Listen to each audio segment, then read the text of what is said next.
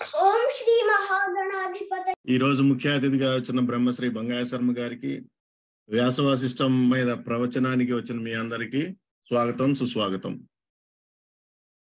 వ్యాసోచిష్టం జగత్స్వరం అన్న ఆర్యోక్తి మనందరికీ తెలిసిందే. సమస్త వేదవాంగ్మయాన్ని క్రోడీకరించి గురుస్థానంలో చిరస్థాయిగా నిలిచిపోయిన వ్యాసుల వారి గురించి, వారి జన్మ వైశిష్ట్యం గురించి తెలుసుకునేందుకు ఈరోజు బ్రహ్మశ్రీ బంగారయ్య శర్మ గారి ప్రవచన జురి వినే మహద్భాగ్యం కలిగింది. శ్రీ భారతీ తీర్థ పురస్కార గ్రహీత, ఆర్ష విద్యా తపస్వి, ఆర్ష విజ్ఞాన భాస్కర బ్రహ్మశ్రీ పసర్లపాటి బంగాయ శర్మ గారు మనందరికీ పరిచితులే. 2 ఏళ్ల క్రితం 6 ప్రసంగాల శీర్షిక ద్వారా మనకు ఆదిశంకరుల కరుణాకటాక్షమైన భజగోవింద స్తోత్రాన్ని విపులంగా పరిచయం చేశారు. మరలా ఈరోజు గురు పౌర్ణమి సందర్భంగా శ్రీ వేదవ్యాసుల వారి జన్మ వైశిష్ట్యాన్ని మనకి అందించడానికి వారు మనకి దయతో అంగీకరించారు. ధన్యవాదాలు స్వామి.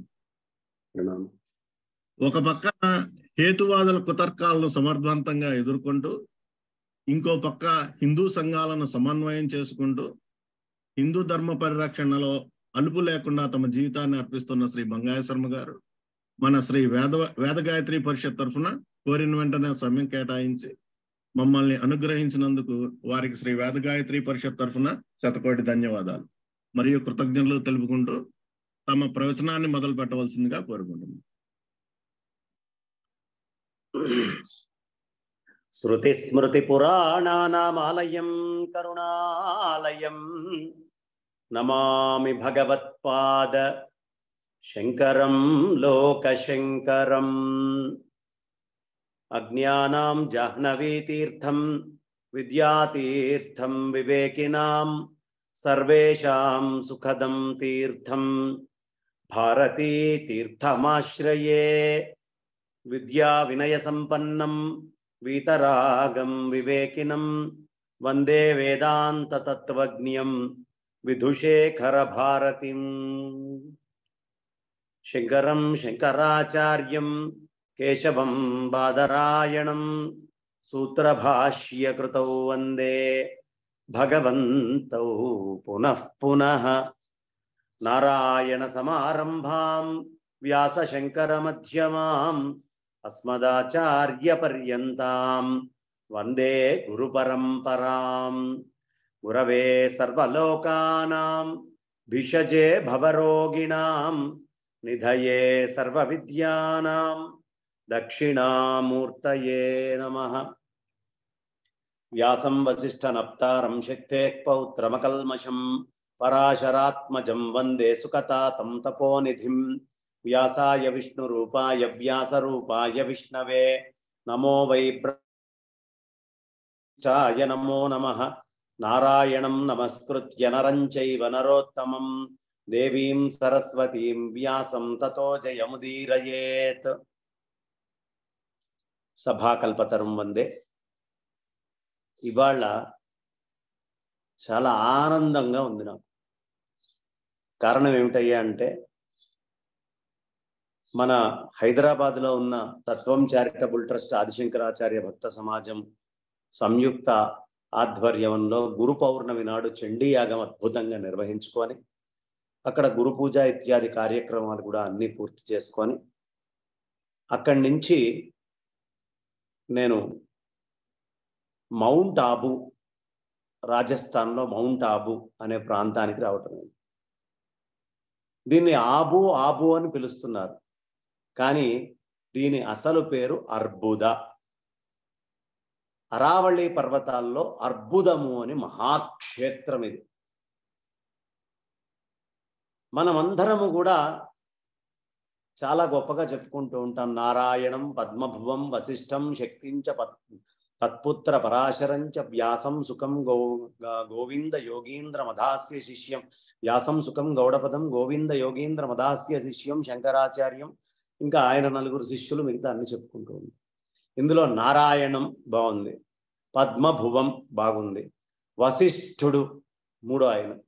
ఈ వశిష్ఠుల వారి యొక్క ఆశ్రమం ఎక్కడుందయ్యా అంటే ఈ అర్బుద క్షేత్రంలో ఉంది. ఇప్పుడు నేనున్నటువంటి పర్వతము వశిష్ఠుల వారి యొక్క ఆశ్రమ స్థానం. చాలా అద్భుతమైన ప్రదేశం. ఇక్కడ ఒక ప్రత్యేకత ఏమిటి అంటే అగ్ని క్షత్రియులు అని ఒక క్షత్రియులు ఉన్నారు. అగ్నికుండిన క్షత్రియులు అని, అగ్నికుండిన బ్రాహ్మణులు ఉన్నారు, క్షత్రియులు కూడా ఉన్నారు. ఆ క్షత్రియులు పుట్టినటువంటి ప్రదేశం, క్షాత్రం పుట్టినటువంటి ప్రదేశం. దానివల్లే ఈ మొత్తం ప్రాంతానికి రాజస్థాన్ అనే పేరు వచ్చింది. ఎందుకంటే ఆ రాజుల యొక్క ఉద్భవం ఇక్కడ జరిగింది. ధర్మ పరిరక్షణ కోసం వాళ్ళు చాలా యుద్ధాలు ఇక్కడి నుంచి చేశారు. ఇక్కడే రామచంద్రమూర్తి ఆయన యొక్క విద్యాభ్యాసం వశిష్ఠుల వారి దగ్గర చేసిన ప్రదేశం అర్బుదం అంటారు. నేను మీరు గురు పౌర్ణమి గురించి మాట్లాడమన్నప్పుడు ఈ పర్వతం మీద ఉండి ఈ వశిష్ఠులు ఎందుకు నారాయణం పద్మభువం వశిష్ఠం శక్తించ తత్పుత్ర పరాశరంచ వ్యాసం, ఇది కదా పద్ధతి వ్యాసుల వారి దాకా వచ్చేది. కాబట్టి ఈ వ్యాసుల వారి దగ్గరికి మూలం ఎక్కడయ్యా అంటే ఈ అర్బుద పర్వతం. ఇది చాలా గొప్పదైనటువంటి విశేషమైనటువంటి ప్రదేశం. ఇక్కడ ఉతంకుడితోటి సంబంధం ఇక్కడే. ఉతంకుడు తన గురుపత్ని అడిగినందుకు గాను నాగాభరణాలు అయోధ్య రాజ్యం నుంచి తేవడానికి వెళ్ళి మధ్యలో పెట్టి ఓ చర్మం ఉన్నటువంటి దాని మీద పెట్టి సంధ్య వార్చుకుంటూ ఉంటే తక్షకుడనే నాగి వచ్చి భూమి లోపలికి తవ్వుకుంటూ వెళ్ళిపోయాడు. ఎక్కడికి వెళ్ళాడు అని చెప్పి ఆయన మొత్తం భూమిని తవ్వించడం మొదలుపెట్టాడు. ఆయన తపోశక్తితోటి మొత్తం భూమి చాలా లోతుకు వెళ్ళిపోయింది. అప్పుడు వశిష్ఠుల వారు వచ్చి అడిగారు, ఏమిటి నాయన, ఏమిటి నువ్వు చేస్తున్న పని అని. ఇది విషయం అండి అని చెప్పారు. దేవేంద్రుడు కూడా అక్కడే ఉన్నాడు. ఆ దేవేంద్రుడు చెప్పిన మాటని పుచ్చుకొని అప్పుడు సరైన ప్రదేశంలో నుంచి నాగలోకానికి వెళ్ళి అక్కడి నుంచి ఆభరణాలు తెచ్చాడు. కానీ ఆయన తవ్వినటువంటి లోతు బాగా లోపలికి వెళ్ళిపోయిందట. దీన్ని ఏం చెయ్యాలి అని వశిష్ఠుల వారి యొక్క నందిని అనుకోకుండా ఈ గుంటలో పడిపోతే హిమవత్రాజు అయినటువంటి ఆ హిమవంతుడి దగ్గరికి వెళ్ళి, స్వామి ఇది పరిస్థితి, మరి ఇక్కడ ఏదైనా కొండ రావాలి అంటే దేవేంద్రుడు అన్నిటి యొక్క రెక్కల్ని నరికేశాడు కదా, ఇప్పుడు తేవడం చాలా కష్టము, మేము ఏదైనా పర్వతం ఇక్కడి నుంచి అక్కడికి ఎగిరెళ్ళటం కష్టము అంటే, సరే నేను ఎగరడానికి ఏర్పాటు చేస్తాను, నీ కొడుకైనటువంటి వాడిని పంపిస్తావా అని హిమవంతుడి పుత్రుణ్ణి అర్బుదము అనే నాగము వచ్చి ఆ నాగజాతి వల్లే రంధ్రం పడ్డది, ఆ నాగనే వాడుకొని ఆ కొండకి చుట్టుకొని దాన్ని ఎగిర్చుకుంటూ తీసుకొని వచ్చి ఆ అర్బుద క్షేత్రాన్ని ఇక్కడ ప్రతిష్ఠ చేసి ఇక్కడ ఒక శివాలయ ప్రతిష్ఠ చేసి చాలా విశేషమైన పనులు చేశారు. అందుకనే దీన్ని గురు శిఖరం అంటారు ఈ ప్రదేశాన్ని. ఇక్కడ గురు దత్తాత్రేయ స్వామి వారు ఈ క్షేత్రం అంతా తపస్సు చేసుకుంటూ ఉంటారు. గురు పౌర్ణమి అంటే గురు పూర్ణిమ అంటే ప్రప్రథమంగా దత్తాత్రేయుడు. అంతటి స్థానం మళ్ళీ ఎవరికైనా గురుస్థానం ఇవ్వాలి అంటే వ్యాసుల వారు, కాబట్టి ఆయన కూడా పూర్ణిమ రోజే జన్మించారు కాబట్టి ఇక్కడ. అందుకనే ఈ కొండ మీద ఉన్నప్పుడు 2 శ్లోకాలు ఖచ్చితంగా చెప్పుకోవాలి. అసలు గురు పౌర్ణమి అంటే ఖచ్చితంగా 2 చెప్పుకోవాలి. నాతో పాటు మీరందరూ కూడా ఒక్కసారి చెప్తారు అనుకుంటున్నాను. తీసేసి మాలాం కుండీంచ డమరుం శూలం శంఖం సుదర్శనం తథానం భక్తవరదం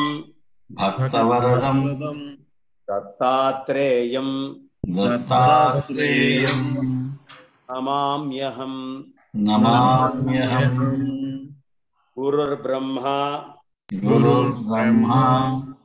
గురుర్విష్ణుః గురుర్దేవో మహేశ్వరః గురుసాక్షాత్ పరం బ్రహ్మ తస్మై శ్రీ గురవే నమః. అచతుర్వదనో బ్రహ్మ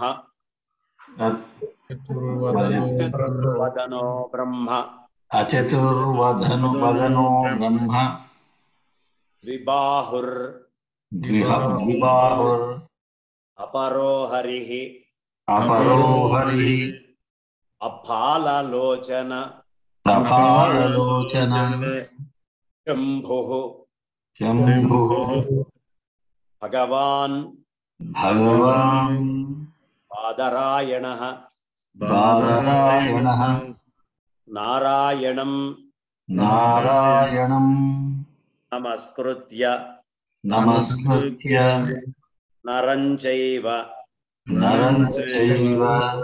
नरोत्तमं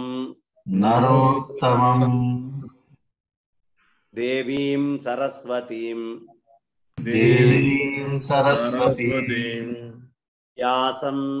व्यासं ततो जय मुदीरयेत्. కాబట్టి ఇది ఎందుకు చెప్పుకున్నాము అంటే, వ్యాసుల వారు దత్తాత్రేయుల వారి యొక్క స్తోత్రము మీరందరూ కూడా నాతోటి ఈ అర్బుద పర్వతం మీద ఉండే ఆ స్వామిని కొలిచినట్టుగానే భావిస్తూ ఆ స్వామికి ఇప్పుడే నమస్కారం చేసుకొని వచ్చాను. వశిష్ఠుల వారి క్షేత్రానికి వెళ్ళాను, అరుంధతి అమ్మవారిని చూశాను. చిన్న పిల్లల్లాగా రామలక్ష్మణులు ఇద్దరు పిల్లలుగా ఉండేటటువంటి విగ్రహాలు ఎక్కడ దొరుకుతాయి అంటే ఈ అర్బుద క్షేత్రంలో ఆయన చేతి కింద ఇట్లా కూర్చున్నట్టుగా ఉంటారు ఇద్దరు. కాబట్టి అలా ఉండేటటువంటి క్షేత్రము గురు శిఖరం దత్తాత్రేయ స్వామి వారిది పైన ఉంటుంది. ఈ రెండు చూసి వచ్చాను కాబట్టి మీరు కూడా నాతోటే చేశారని భావిస్తూ, ఈ వ్యాసుల వారు అంటే ఏమిటి, అసలు వ్యాసము అంటే ఏమిటి? వ్యాసము అంటే ఒక వృత్తం, సర్కిల్. ఈ సర్కిల్ అనేటటువంటి పదానికి అంతము ఆరంభము ఎవరు చెప్పలేరు. ఈ వ్యాసము అనేటటువంటి పదానికి కూడా అంతము ఆరంభము ఎవరు చెప్పలేరు. అది చిరంజీవమైనటువంటి ప్రదేశం. ఒక్కొక్క యుగానికి ఒక్కొక్క వ్యాసుల వారు వస్తూ అనేక మహాయుగాలకు అనేక మంది వ్యాసులు వచ్చారు. ఇప్పుడున్నటువంటి వ్యాసుల వారిని కృష్ణద్వైపాయనుడు అని మనకు పిలుస్తాం మనమందరం. ఈ కృష్ణద్వైపాయనులు అనేటటువంటి మహానుభావులకి సంబంధించిందే ఈ గురు పౌర్ణమి, గురు పూర్ణిమ. పౌర్ణమి అనే శబ్దం తప్పు, గురు పూర్ణిమ. ఈ గురు పూర్ణిమ అనేటటువంటి పదాన్ని సార్థకం ఎప్పుడు చేసుకున్న వాళ్ళం అవుతామంటే, ఇష్టం వచ్చినటువంటి వాళ్ళందరి దగ్గరికి వెళ్ళిపోయి వీళ్ళు గురువులు అని ఎవరిని పడితే వాళ్ళు గురువులు అనుకొని చేయటం కాకుండా, ఈ నారాయణుడి నుంచి పరంపరగా ఎవరు గురువులు అని చెప్పబోతున్నారో వాళ్ళల్లో ఎవరో ఒకళ్ళని వ్యాసస్వరూపంగా భావించి పూజ చేయాలి. లేదా ఆ వేద పరంపరని అంగీకరించి వేద పరంపరలో వెళ్ళేటటువంటి గురువులని అర్చించేటటువంటి దాన్నే నిజమైన గురు పూర్ణిమ అనే చెప్పుకుంటాం మనం అందరం. ఆ విధంగానే గురువుని అర్చించాలి. అయితే ఈ కృష్ణద్వైపాయనుడు ఎంత గొప్పవాడయ్యా అంటే, కృష్ణద్వైపాయనం వ్యాసం విద్ధి నారాయణం ప్రభం పోహ్యన్య పుండరీకాక్షాన్ మహాభారత కృద్భవేత్. ఈయన బాగా అంతరించిపోతోంది సాహిత్యము, అజ్ఞానం అనే అంధకారం బాగా విపరీతంగా ఆవరిస్తోంది సృష్టి మీద అని అనుకున్నప్పుడు మహాభారతము అనే తైలాన్ని పోసి జ్ఞానము అనే దీపాన్ని వెలిగించినటువంటి మహాకరుణాశాలి ఈ మహానుభావుడు. ఈయన మనకి చేసినటువంటివి అన్నీ ఇన్ని కాదు. అసలు ఈ సృష్టిలో ఉన్నదంతా కూడా వ్యాసోచ్ఛిష్టం జగత్సర్వం అని అంటూ ఉంటారు. మనకి అంతా కూడా వ్యాస పరమాత్మ యొక్క ఉచ్ఛిష్టమే. ఆయన్ని వదిలిపెట్టినటువంటి ధర్మము ఇంకొకటి లేదు అని చెబుతూ, అసలు మొట్టమొదట మహాభారతం మొదలు పెడుతూ ఆది పర్వంలోనే క్రియాహీన కథం విప్రో భవేతృషి రుతారధీహి, వివాహాది సంస్కారాలు లేని స్త్రీని విధిపూర్వకంగా యాజ్ఞవల్క్యుల వారు హోమము చేయించి ఆ పరాశరుల వారు వివాహం చేసుకున్నారు. భగవంతుడు నీ పొట్టలో వస్తాడయ్యా, ఉద్భవిస్తాడు అని చెప్పారు. అట్లా చెబితే పరాశరులకి ఆ వరాన్ని పొందిన తర్వాత యమునా నది తీరములో అట్లా అవతరించారు. శుక్నశోణితమైనటువంటి సంబంధము అనేది లేకుండా సాక్షాత్తు ఆయన పుట్టడమే 7 ఏళ్ల బాలుడిలాగా పుట్టాడు వ్యాసుల వారు. అందుకే జగద్గురువుగా ఆయన్ని మనం అందరం పిలుచుకుంటూ ఉంటాం. జగన్నాథుడుగా ఉన్నటువంటి వ్యాసుడు అవతరించడము అనేటటువంటిది ఈ మొత్తము లోకంలో అంతా అంధకార బంధురంగా ఉండి వేదాన్ని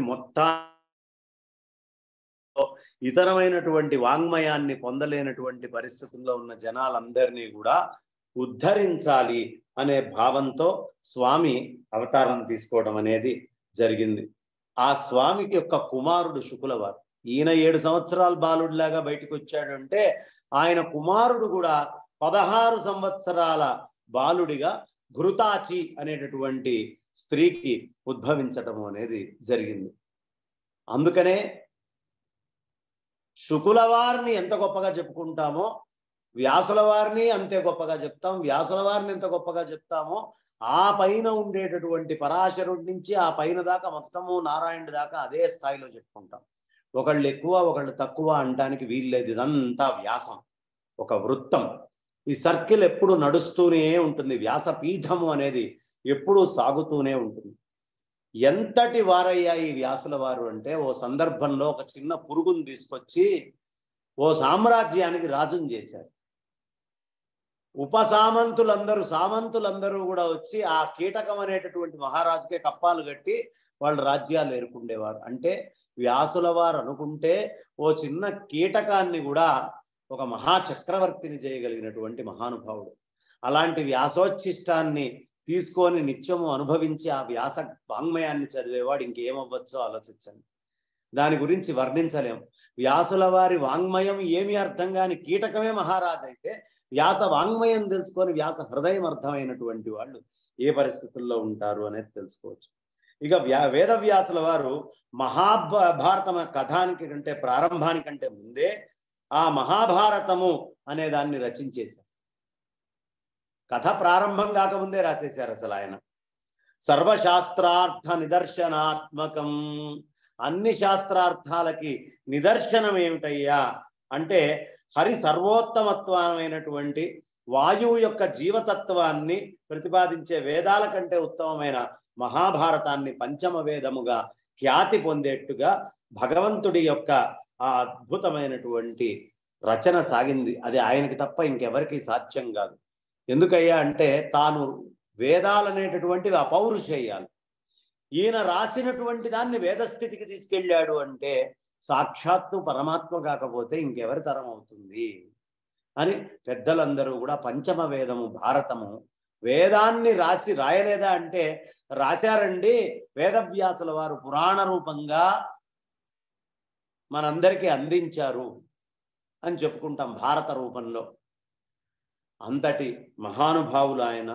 అందుకనే కోహ్యన్య పుండరీకాక్షన్ మహాభారత కృద్భవేత్, ఇంకెవడైనటువంటి సామాన్యుడైనటువంటి వాడి వల్ల కాదు. అసలు ఆయన చెబుతుంటే ఆయన లేఖకుడెవరు అంటే అందరికీ విఘ్నాలు కలిగించి విఘ్నాలకి మూలమైనటువంటి విఘ్నేశ్వరుడు ఆయనకి లేఖకుడు, వ్రాయసకారుడిగా ఉండేవాడు. ఆయన చెబుతుంటే ఈయన రాస్తూ ఉండేవాడు దంతాన్ని తీసుకొని. అలాంటి మహానుభావుడు వ్యాసుల వారితోటి ఒక పందెం చేశారు వినాయకుల వారు. ఏమిటయ్యా పందెం అంటే పొరపాటున నువ్వు చెప్పడం ఎక్కడైనా ఆపితే నేను అక్కడ గంటం పెట్టేసి వెళ్ళిపోతాను, ఇక రాయనన్నా. అప్పుడు విఘ్నేశ్వర్ల వారు అన్నారు, ఈ మాట అనేటప్పటికీ వ్యాసుల వారు అన్నారు, నాయనా బాగుంది నువ్వు చెప్పేది, నువ్వు గంట వదిలిపెట్టి వెళ్తా అన్నావు, నేను చెప్పిన ప్రతి శ్లోకాన్ని అర్థమైతేనే నువ్వు రాయి, అర్థం కాకపోతే రాయకు అన్న. ఆయన ఎక్కడెక్కడ ఆలోచించుకోవాల్సిన అవసరం వచ్చిందో అక్కడ ఒక అద్భుతమైనటువంటి ఆ వ్యాసుల వారి యొక్క వ్యుత్పత్తి యొక్క గొప్పతనం ఏమిటో బయటికి చూపించేవారు. వ్యాసఘట్టాలు అంటారు వాటిల్ని. 40 శ్లోకాలు ఉంటాయి అద్భుతంగా. ఆ వ్యాసఘట్టం ఎలా ఉంటుందంటే అగజానన పద్మార్కం గజానన మహర్నిశం అనేకదం తం భక్తానాం ఏకదం తం ఉపాస్మహే అని చెప్తారు. ఇదేమిటే అగజానన పద్మార్కం అంటాడేమిటి? గజాననుడు గురించి చెప్తూ అగజానన అంటే గజాననుడు కానివాడు అని కదా అర్థం అని ఒక్క క్షణం గణపతి ఆలోచించేవాడు. ఆయనకు అర్థమయ్యే లోపలికి వేరే శ్లోకం రాసేవాడు. ఆ అర్థం ఏమిటయ్యా అంటే అగము అంటే కొండ, అగజ అంటే కొండ యొక్క పుత్రిక పార్వతి అమ్మవారు, అగజ ఆనన పార్వతి అమ్మవారి యొక్క ముఖారవిందం, పద్మార్కం పువ్వులాగా ఇట్లా వికసిస్తుందట. సూర్యుడు వచ్చినప్పుడు పద్మం ఎలా వికసిస్తుందో ఆ అమ్మవారి మొహం అలా వికసిస్తుంది. ఎప్పుడు వికసిస్తుందయ్యా? గజానన మహర్నిశం. ఆ విఘ్నేశ్వరుడు గనక కనిపిస్తే ఆ అమ్మవారి ముఖం ఇట్లా వికసిస్తుంది. ఇది ఆలోచించుకోవడం కోసం ఆయన అగజాననం పద్మార్కం అగజానన పద్మార్కం అనేవాడు. అగజానన అనగానే ఈయన ఆగిపోయేవాడు. ఈలోపు ఆయన కొత్త శ్లోకం ఆలోచించుకొని చెప్పుకుంటూ వెళ్తూ ఉండేది. అలా అద్భుతంగా మనందరికీ కూడా సాహిత్యాన్ని అందించినటువంటి మహానుభావులు ఆయన. ఆ మహానుభావుడు జగద్గురువుగా ఎంచబడ్డాడు. మహావిష్ణువులో ఉండేటటువంటి 24 మహాపురుషుల లక్షణాలు ఉండేటటువంటి వేదవ్యాసుడి యొక్క అవతరణ పూర్ణిమ రోజు. వారి జన్మ నక్షత్రమే గురు పూర్ణిమ అని మనం తీసుకొని వ్యాస పూర్ణిమ అని మనం చెప్తూ ఉంటాం. ఆ రోజు జ్ఞానభిక్షని పొందాలి అని చెప్తారు. జ్ఞానభిక్షని పొందాలి. అందుకనే వ్యాసాయ విష్ణు రూపాయ వ్యాస రూపాయ విష్ణవే అంటారు. ఈ 24 కళలు ఆయన లోపల ఉన్నాయి కాబట్టే ఆయనని వ్యాసాయ విష్ణు రూపాయ అని చెప్తారు. కాబట్టి గురువుని పొందటమే శిష్యుడి ప్రధాన కర్తవ్యం. గురువు అనేటటువంటి వాడు లేనివాడి జీవితము ఎలాంటిదయ్యా అంటే, చంద్రుడు లేనటువంటి ఆకాశము అమావాస్య రోజు ఎలా ఉంటుందో గురువు లేనటువంటి వాడి జీవితం కూడా అలా ఉంటుంది. కాబట్టి సద్గురువు అనేటటువంటి వాడు మనందరికీ చాలా అవసరం. కారణం, గురువు అనేటటువంటి వాడు శిష్యుడికి ఇహములో పరములో,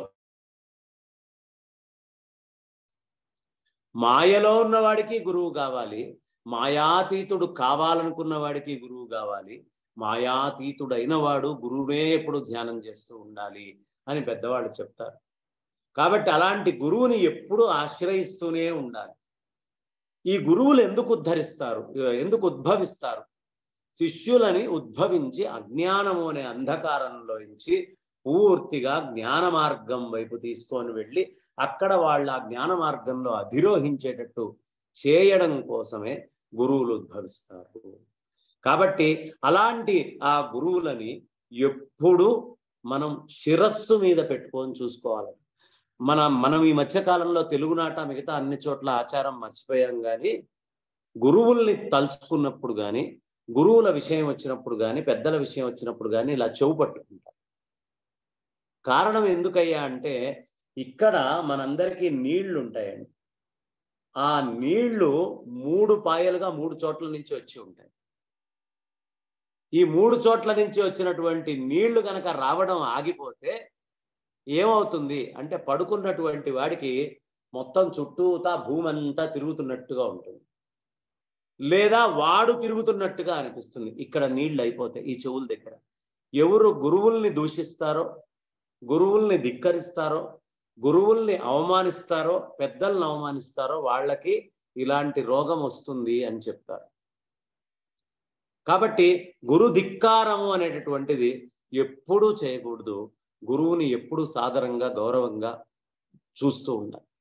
మనకి ఎన్ని తెలివితేటలు వచ్చినా సరే గురువుని దూషించకూడదు. ఇది ప్రప్రథమమైన కండిషన్. అయితే ప్రస్తుతం భారతదేశంలో మరి విదేశాల నుంచి, పాశ్చాత్యం నుంచి, అన్ని చోట్ల నుంచి వచ్చిన సంస్కృతి వల్ల ఏమో ఇదివరకుటి ఉండేటటువంటి గురువుల్ని గౌరవించేటటువంటి స్థితి తగ్గిపోయింది. ఇందులో ఉన్నటువంటి పిల్లలకి చెప్పేది ఏమిటి అంటే, నేను గురువుని అవమానించినటువంటి వాడు కొన్ని లక్షల సంవత్సరాలు నరకంలో ఉంటాడు అని పేరు.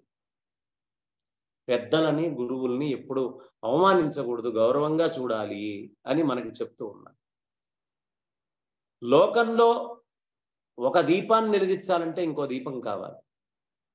ఏదైనా ఒకటి సాధించాలి అని అనుకునేటటువంటి వాడు అది ఇంతకు ముందే సాధించినటువంటి వాడి యొక్క అనుగ్రహాన్ని పొంది ఉండాలి. అలాంటి మహాత్ముల దగ్గర కొంత చదువుకోవాలి. లేకపోతే వీడికి విద్య పూర్తిగా అబ్బదు, లేదా కాబట్టి గురువు లేని విద్య గుడ్డి విద్య. ప్రతి విద్యకి గురువులు ఖచ్చితంగా మనకి అవసరము. ఈ శిష్యుల బుద్ధిలో అజ్ఞానము అనేటటువంటిది రగులుతూ ఉంటుంది, చంచలత్వము అనేటటువంటిది ఎప్పుడూ ఉంటుంది. ఈ అజ్ఞానాన్ని, చంచలత్వాన్ని పూర్తిగా తీసేసి లోపాలన్నిటినీ సరిదిద్దేటటువంటి వాడిని గురువు అంటారు. గురువుని దర్శనంతో పాపాలన్నీ పోగొట్టుకుంటాం మనం. శిష్యుడు ఆ పాపాలు పోవడంతో జ్ఞానోదయం కలుగుతుంది. అందుకే సాధూనాం దర్శనం పుణ్యం స్పర్శనం పాపనాశనం సంభాషణం సర్వతీర్థ సమం అని మనకి పెద్దలు చెప్తారు. గురువులతో వాళ్ళ దర్శనం అయినంత మాత్రానే సాధువులే గురువులు. పుణ్యమట, వాళ్ళ దర్శనం అయితేనే పుణ్యం, పాపాలు వెళ్ళిపోతాయి. వాళ్ళని పొరపాటున అంటుకోగలిగే భాగ్యం దక్కిందే అంటే అన్నీ మనకి అసలు పాపాలన్నీ కూడా కొట్టుకొని వెళ్ళిపోతాయి. ఇక వాళ్ళతో మాట్లాడే భాగ్యం, గురువులతో మాట్లాడే భాగ్యం కనుక మనకి దొరికితే సంభాషణం సర్వతీర్థ సమం. అన్ని తీర్థాలలో స్నానం చేస్తే ఏ పుణ్యం వస్తుందో ఆ పుణ్యం వస్తుంది. కాబట్టి ఈ గురు పౌర్ణమి రోజు ఆ వ్యాసుల వారిని తలుచుకోవడము అంటేనే, వ్యాస అనేటటువంటి శబ్దాన్ని మన ముఖతః అనడము కానీ వినడం కానీ చేయడము అంటే, ఈ ఆషాఢ మాసం అంతా గురుమాసమేనండి. ఏదో పౌర్ణమి వెళ్ళిపోయింది కదా అయిపోయింది అని అనుకోవద్దు. కాబట్టి మనం ఏనాడైనా ఈ గురు పౌర్ణమిని చేసుకోవచ్చు. గురు పౌర్ణమి ప్రతినిత్యము ఉంటుంది ఆ పౌర్ణమి హృదయంలో.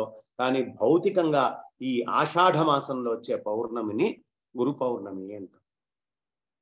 ప్రత్యేకత ఏమిటంటే, ఈ ఆషాఢ మాసము కర్కాటక మాసము అని చెప్తాం. సూర్యుడు కర్కాటక రాశిలో ప్రవేశించేటటువంటి మాసం. ఈ మాసంలో గురువు పుట్టాడు.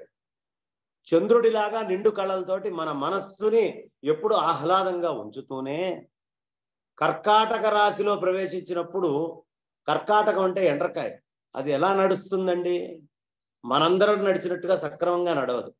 అది ఓ పక్కగా ఇట్లా నడుస్తూ ఉంటుంది. పక్క నడక అనేటటువంటిది నడుస్తుంది. అలా పక్క నడక నడిచేటటువంటి వాళ్ళు ఎవరెవరైతే ఉంటారో వాళ్ళందరినీ అనుగ్రహించడానికి వచ్చిన మాసం. మనకి జ్యోతిష శాస్త్రంలో ఈ ఆషాఢ మాసంలో పుట్టేటటువంటి వాళ్ళు సాధారణంగా వాగుడుకాయలై బాగా అతిగా మాట్లాడుతూ, వాళ్ళని వీళ్ళని అది ఇది ఏది పడితే అది చేస్తూ ప్రపంచంలో ఎట్లా పడితే అట్లా జీవిస్తారు. కానీ ఈ ఆషాఢ మాసంలో అవలక్షణాలతో పుట్టినటువంటి వాళ్ళకి ఒక్కటి ఉంటుందట, విపరీతమైన భయంకరమైన గురుభక్తి ఉంటుంది ఆషాఢ మాసంలో పుట్టిన వాళ్ళకి. కేవలం ఆ గురుభక్తి వల్ల తరిస్తారు అని జ్యోతిష శాస్త్రం చెప్తారు.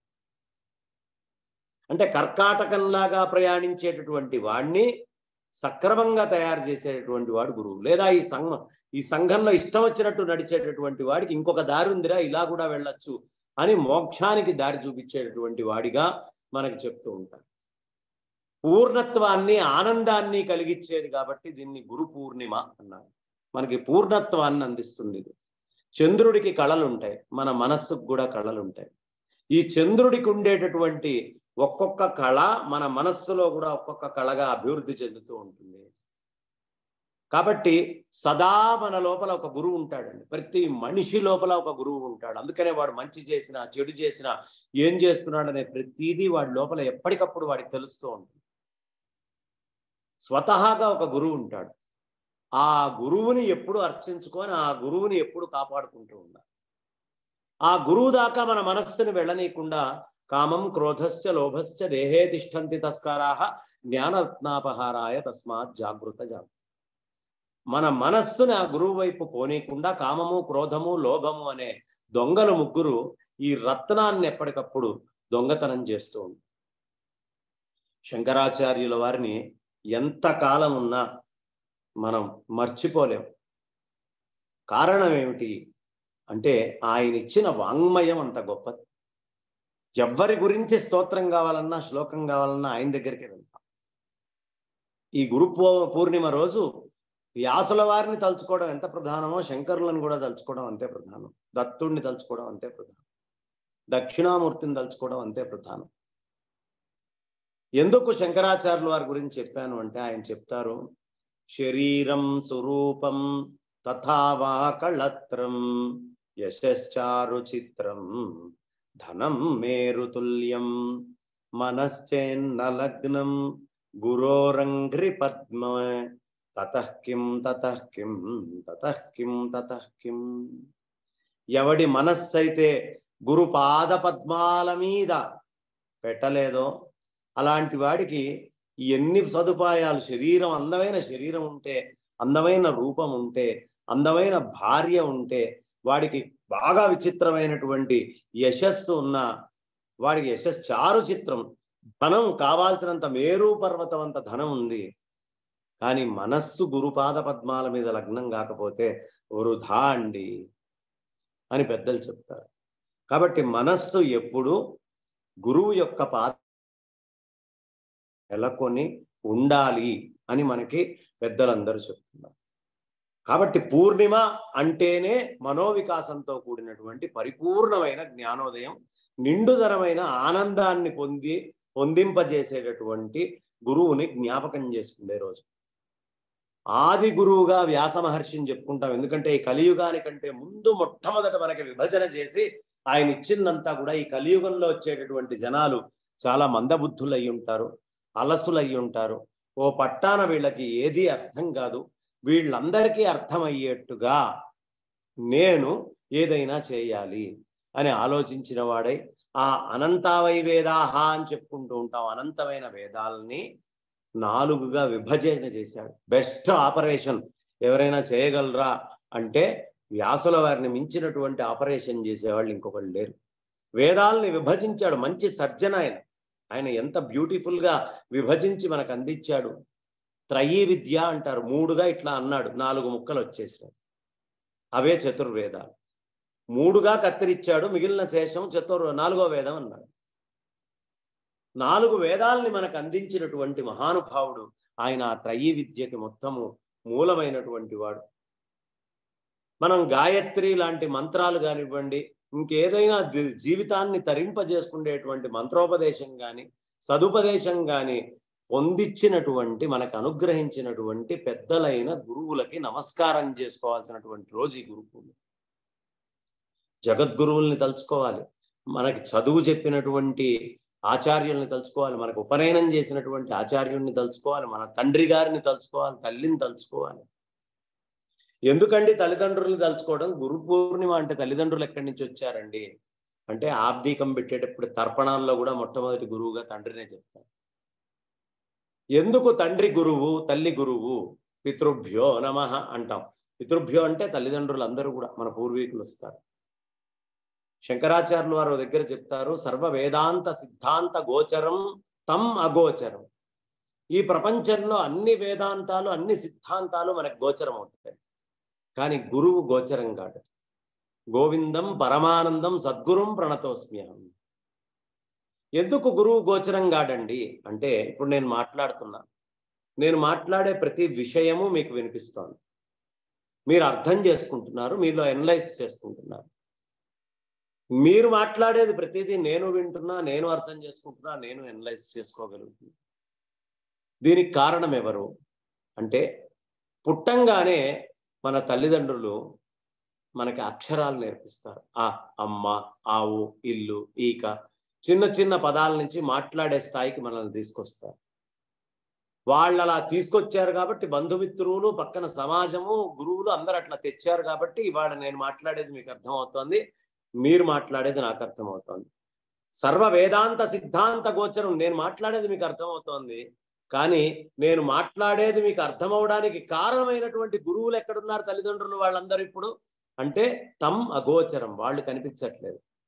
సర్వ వేదాంత సిద్ధాంత గోచరం తం అగోచరం గోవిందం పరమానందం సద్గురుం ప్రణతోస్మి. అలాంటి గోవిందుడు పరమ ఆనంద స్వరూపుడైనటువంటి సద్గురువుకి నేను నమస్కరిస్తున్నాను. ఇదే వ్యాసుల వారు. మనం చేసేటటువంటి ప్రతి స్తోత్రంలో, ప్రతి దాంట్లో, ప్రతి ఛందస్సులో ఉన్నవారు ఎవరు? వ్యాసుల వారు. అందుకే వ్యాసవచ్చిష్టం జగత్సం మనకి పెద్దలైనటువంటి వాళ్ళు చెప్తూ ఉంటారు. ఈ పరమ గురువుల్ని చేరేటటువంటి పరమమైన దినమే పూర్ణిమ. ఈ వేదాలలో ఉండేటటువంటిది గురు శిష్యులకి నడుమ మధ్యలో చంద్రుడు ద్వారంగా ప్రవర్తిస్తూ ఉంటాడు. గురువుకి శిష్యుడికి మధ్యలో చంద్రుడు ద్వారంగా ఉంటాడు కాబట్టి దీన్ని గురు పూర్ణిమ అన్నారు. ఈ పూర్ణిమ రోజు గురువుకి చంద్రుడికి మధ్యలో ఉండే ద్వారాలు తెరవబడతాయి వ్యాసుల వారిని తలుచుకుంటే. కాబట్టి బుద్ధి వికాసం అనేది మనం పొందుతాం ఆ ద్వారాలు తెలుసుకోవడం వల్ల. ధ్యానానికి కూడా చాలా మూలమైనటువంటి రోజు ఎప్పుడయ్యా అంటే ఆషాఢ శుద్ధ పౌర్ణమి అని పెద్దలందరూ చెప్తూ ఉన్నారు. ఇది బుద్ధిని వికాసం చేయించుకునేటువంటి అద్భుతమైనటువంటి రోజు, ధ్యానానికి మూలం. అలాగే రోజుకి 2 దినాలు మనం ఎట్టి పరిస్థితుల్లో ధ్యానము అనేది చేయాలి. అదే ఈ గురు పౌర్ణమి. ఉదయం సూర్యుడి నిమిత్తంగా చేయాలి, సాయంత్రం చంద్ర నిమిత్తంగా గురు ధ్యానాన్ని ఖచ్చితంగా చేయాలి. ఈ 2 పూటలు మర్చిపోకూడదండి. ఉదయము చేయాలి, సాయంత్రము గురువుని తలుచుకుంటూ ధ్యానం చేయాలట. ఖచ్చితంగా గురు పౌర్ణమి రోజు గురువుని హృదయంలో పెట్టుకొని ధ్యానం చేసి తీరాలి.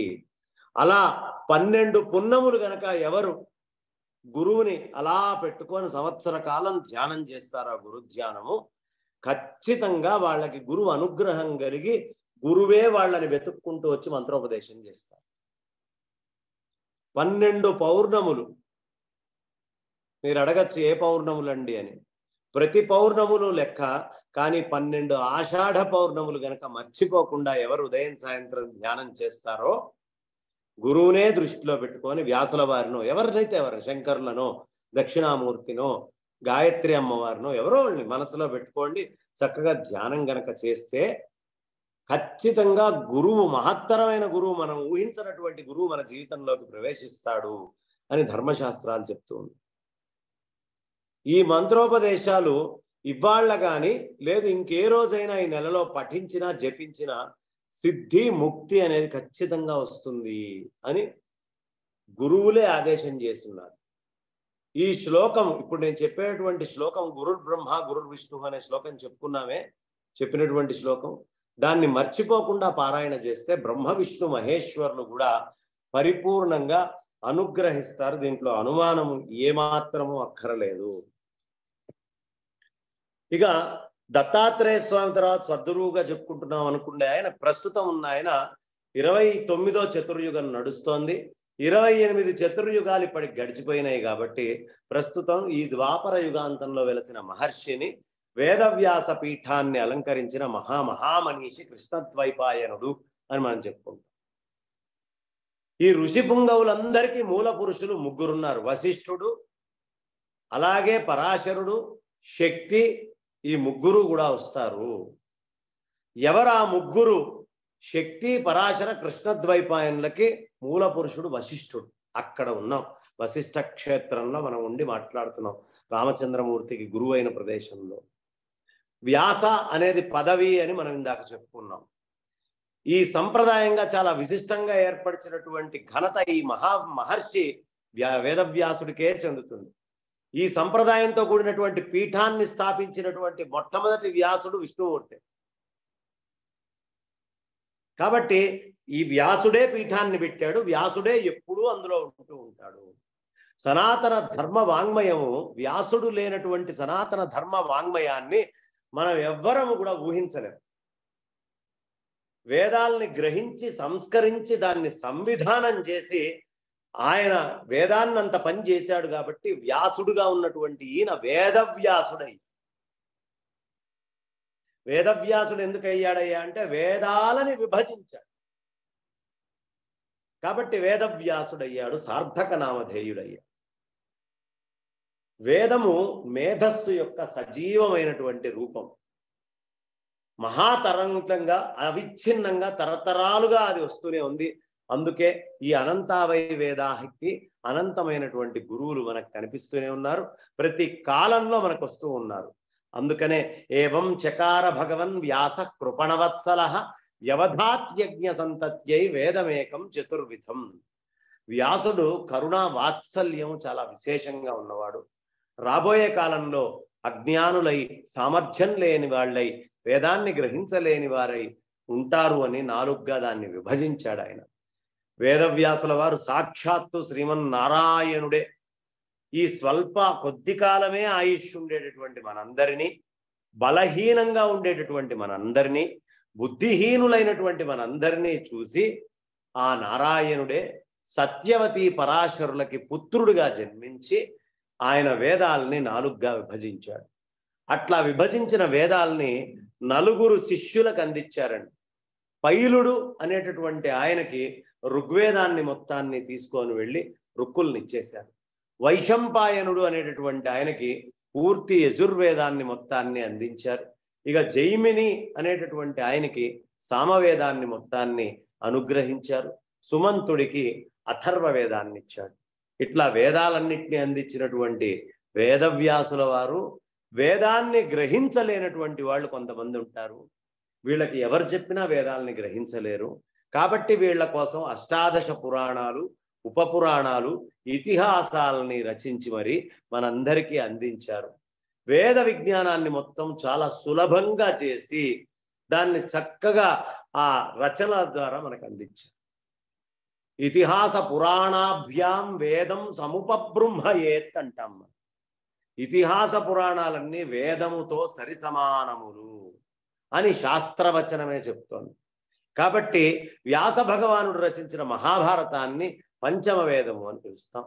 వ్యాసుల వారిని పురాణ బ్రహ్మగా కొనియాడుతూ ఉంటాం. ఈ పురాణాలన్నీ మనకిచ్చినటువంటి వారు. అందుకే మహనీయులందరూ కూడా, ఇందాక మనము ధ్యాన శ్లోకం చెప్పుకున్నాగా, అచతుర్వదనో బ్రహ్మ, ఆయనకి 4 మొహాలు లేవండి, కానీ ఆయన బ్రహ్మదేవుడు అంతటి వాడు. ద్విబాహురపరోహరి, ఆయనకి 2 చేతులు ఉన్నాయి, కానీ ఆయన సాక్షాత్తు విష్ణుమూర్తేనండి. అపాలలోచన శంభు, ఆయనకి పాలమునందు ఇక్కడ కన్ను లేదండి, కానీ ఆయన సాక్షాత్తు శంభువే, శివుడేనండి.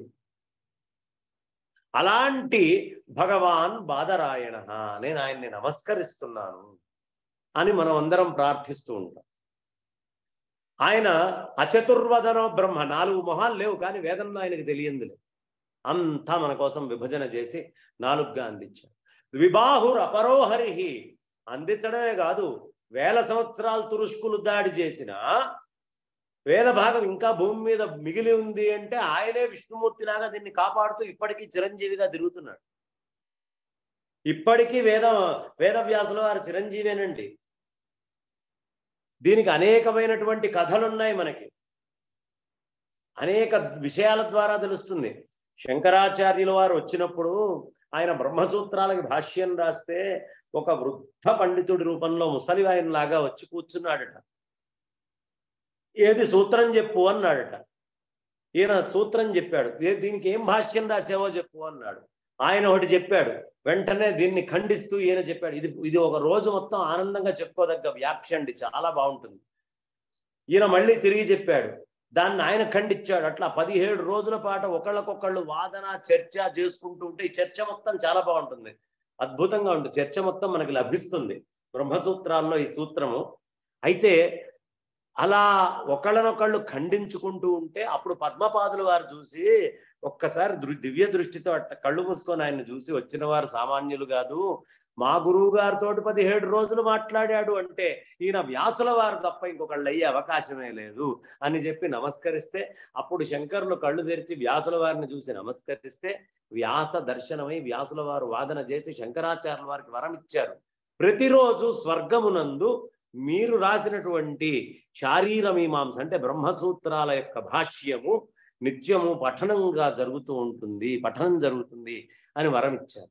కాబట్టి వ్యాసుల వారు శంకరుల కాలానికి ఉన్నారు. ఆ తర్వాత విద్యారణ్య స్వామి వారు మాయామలయ బ్రహ్మ అని ఒక ఆయన ఉన్నాడు, ఓ రాక్షసుడు. అతన్ని ఉద్ధరించారు విద్యారణ్య స్వామి వారు. ఆయన అనుగ్రహం వల్ల ఈయన పట్టుబడిపోయి మీకేం కావాలంటే అది అని విద్యారణ్యుల వారితో ఉండేవారు. ఇవాళ విజయనగర సామ్రాజ్యం, విద్యానగర సామ్రాజ్యం హంపి దగ్గర మనం చూస్తామే, అక్కడ పెద్ద పెద్ద రాళ్ల కట్టలాలన్నీ అతి వేగంగా కట్టిన వాళ్ళు ఈ రాక్షసుడు, ఇతనే సహకరించింది. అందుకనే ఆయన్నే ఆ క్షేత్రానికి అధిష్టాన దైవంగా పెడతారు. ఆయనని తీసుకొని కాశీకి వెళ్ళారట, ఆ రాక్షసుడిని తీసుకొని విద్యారణ్య స్వామి. అయ్యా, రోజు మధ్యాహ్నం పూట మణికర్ణికా ఘట్టం దగ్గరికి వ్యాసుల వారు వస్తూ ఉంటారట కదా, ఆ వ్యాసుల వారి యొక్క దర్శనం మాకు చేయించగలరా అని ప్రార్థించాడు. నన్ను అయ్యా 12ంటికి వస్తారు, అక్కడికి వెళ్ళండి, మీకు చాలా ఏదో భిక్షాటన చేసుకునేవాళ్ళలాగా అతి సామాన్యంగా ఉంటాడండి. ఆయన ప్రతిరోజు మణికర్ణికలో అపరాహ్న సమయంలో అక్కడ ఉంటారు. అభిజిల్లగ్నంలో ఖచ్చితంగా ఆయన అక్కడ స్నానం చేస్తారు మౌనంగా ఉండి. సరే, ఆ మాట విని వెళ్ళాడు, కనుక్కోలేక మళ్ళీ వచ్చి ఈ ఆయనకి చెబితే మలయాళ బ్రహ్మకి, ఓహో మీరు కనుక్కోవాలంటే మీకు మార్గం చెప్తానండి, బియ్యం వడ్లు తీసుకొని వెళ్ళి ఆ వడ్లని ఇట్లా గట్టు మీదంతా చల్లుతూ వెళ్ళండి. ఎవరు ఆ వడ్లని దాటకుండా చూసుకొని పక్క నుంచి వెళ్తారో వారే వ్యాసుల వారు. మిగతా వాళ్ళందరూ ఆ వడ్లు దాటుకుంటూ వెళ్ళిపోతారు. ఆ వడ్లు ఎవరు దాటకుండా వెళ్తారో ఆయన వ్యాసుల వారు అని చెప్పాడు. చెప్పేటప్పటికి ఆయన అలా చేశారు. చేసేటప్పటికీ ఒక్క ఆయన గడ్డం వేసుకొని చింపిరి జుట్టుతోటి చాలా విచిత్రంగా దీనంగా నడుచుకుంటూ వెళ్తున్నారు. వెళ్ళినటువంటి ఆయన పాదాలని గట్టిగా పట్టుకొని కంటెంబడి అశ్రుధారగా ఏడుస్తూ ఆయన ప్రార్థన చేశాడు. స్వామి, మీరు మహానుభావులు. నేను మీరు రాసినటువంటి వేదాలన్నిటికీ సాధ్యమైనంత మటుకు భాష్యం రాద్దామనే కోరికతో ఉన్నాను, నన్ను అనుగ్రహించండి అని ప్రార్థించాడు. వ్యాసుల వారు అనుగ్రహించారండి. అందుకనే చతుర్వేద భాష్యకర్త అనే శ్రీ ఇప్పటికైనా ఎవరికైనా దక్కింది అంటే అది విద్యారణ్య యతీంద్రుల వారికి మాత్రమే దక్కింది. కాబట్టి మనం అందరము తెలుసుకోవాల్సిన విషయం, వ్యాసుల వారు ఈ రోజుకి ఉన్నారు. ఆ వ్యాసుల వారు చిరంజీవి. కాబట్టి అలాంటి ఆ వ్యాసుల వారిని ఎప్పుడూ కూడా మనం మర్చిపోకూడదు. స్థితి చేస్తున్నవాడు ఆయన. ఇప్పటికీ విద్యారణ్యుల వారి ద్వారా చతుర్వేద భాష్యాలు మనకి లభించినాయంటే దానికి కారణం వ్యాసుల వారు. ఇలా వ్యాసుల వారు కాశీలో చాలా మందిని అనుగ్రహించారు. కాబట్టి స్థితి చేస్తున్న వారు ఎవరండి? వ్యాసుల వారే. ఇక అప్పాలలోచన శంభు, ఈయన ఎవరిని భస్మం చేశాడు రండి? ఈయనని శంభుతోటి పోల్చారు. ఆయనంటే మూడో కన్ను తెరిచాడు, భస్మం చేశాడు. ఆ కన్ను లేకపోయినా ఎవరిని భస్మం అజ్ఞానము అనే అంధకారం ఉందే జనాల్లో, దాన్ని భస్మం చేశాడండి.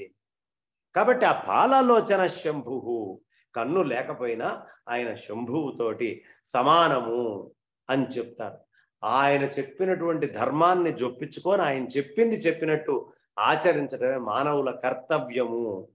మానవుల పట్ల వారికి ఎంత ప్రీతి అనే విషయం మనకి ఇక్కడ తెలుస్తుంది. అందుకే వారిని మనం జ్ఞాన గురువులు అని చెప్తాం. జ్ఞాన గురువు అంటానికి మొట్టమొదటి ఎవరైనా వేలు ముడవాల్సి వస్తే జగద్గురు వ్యాస భగవాన్.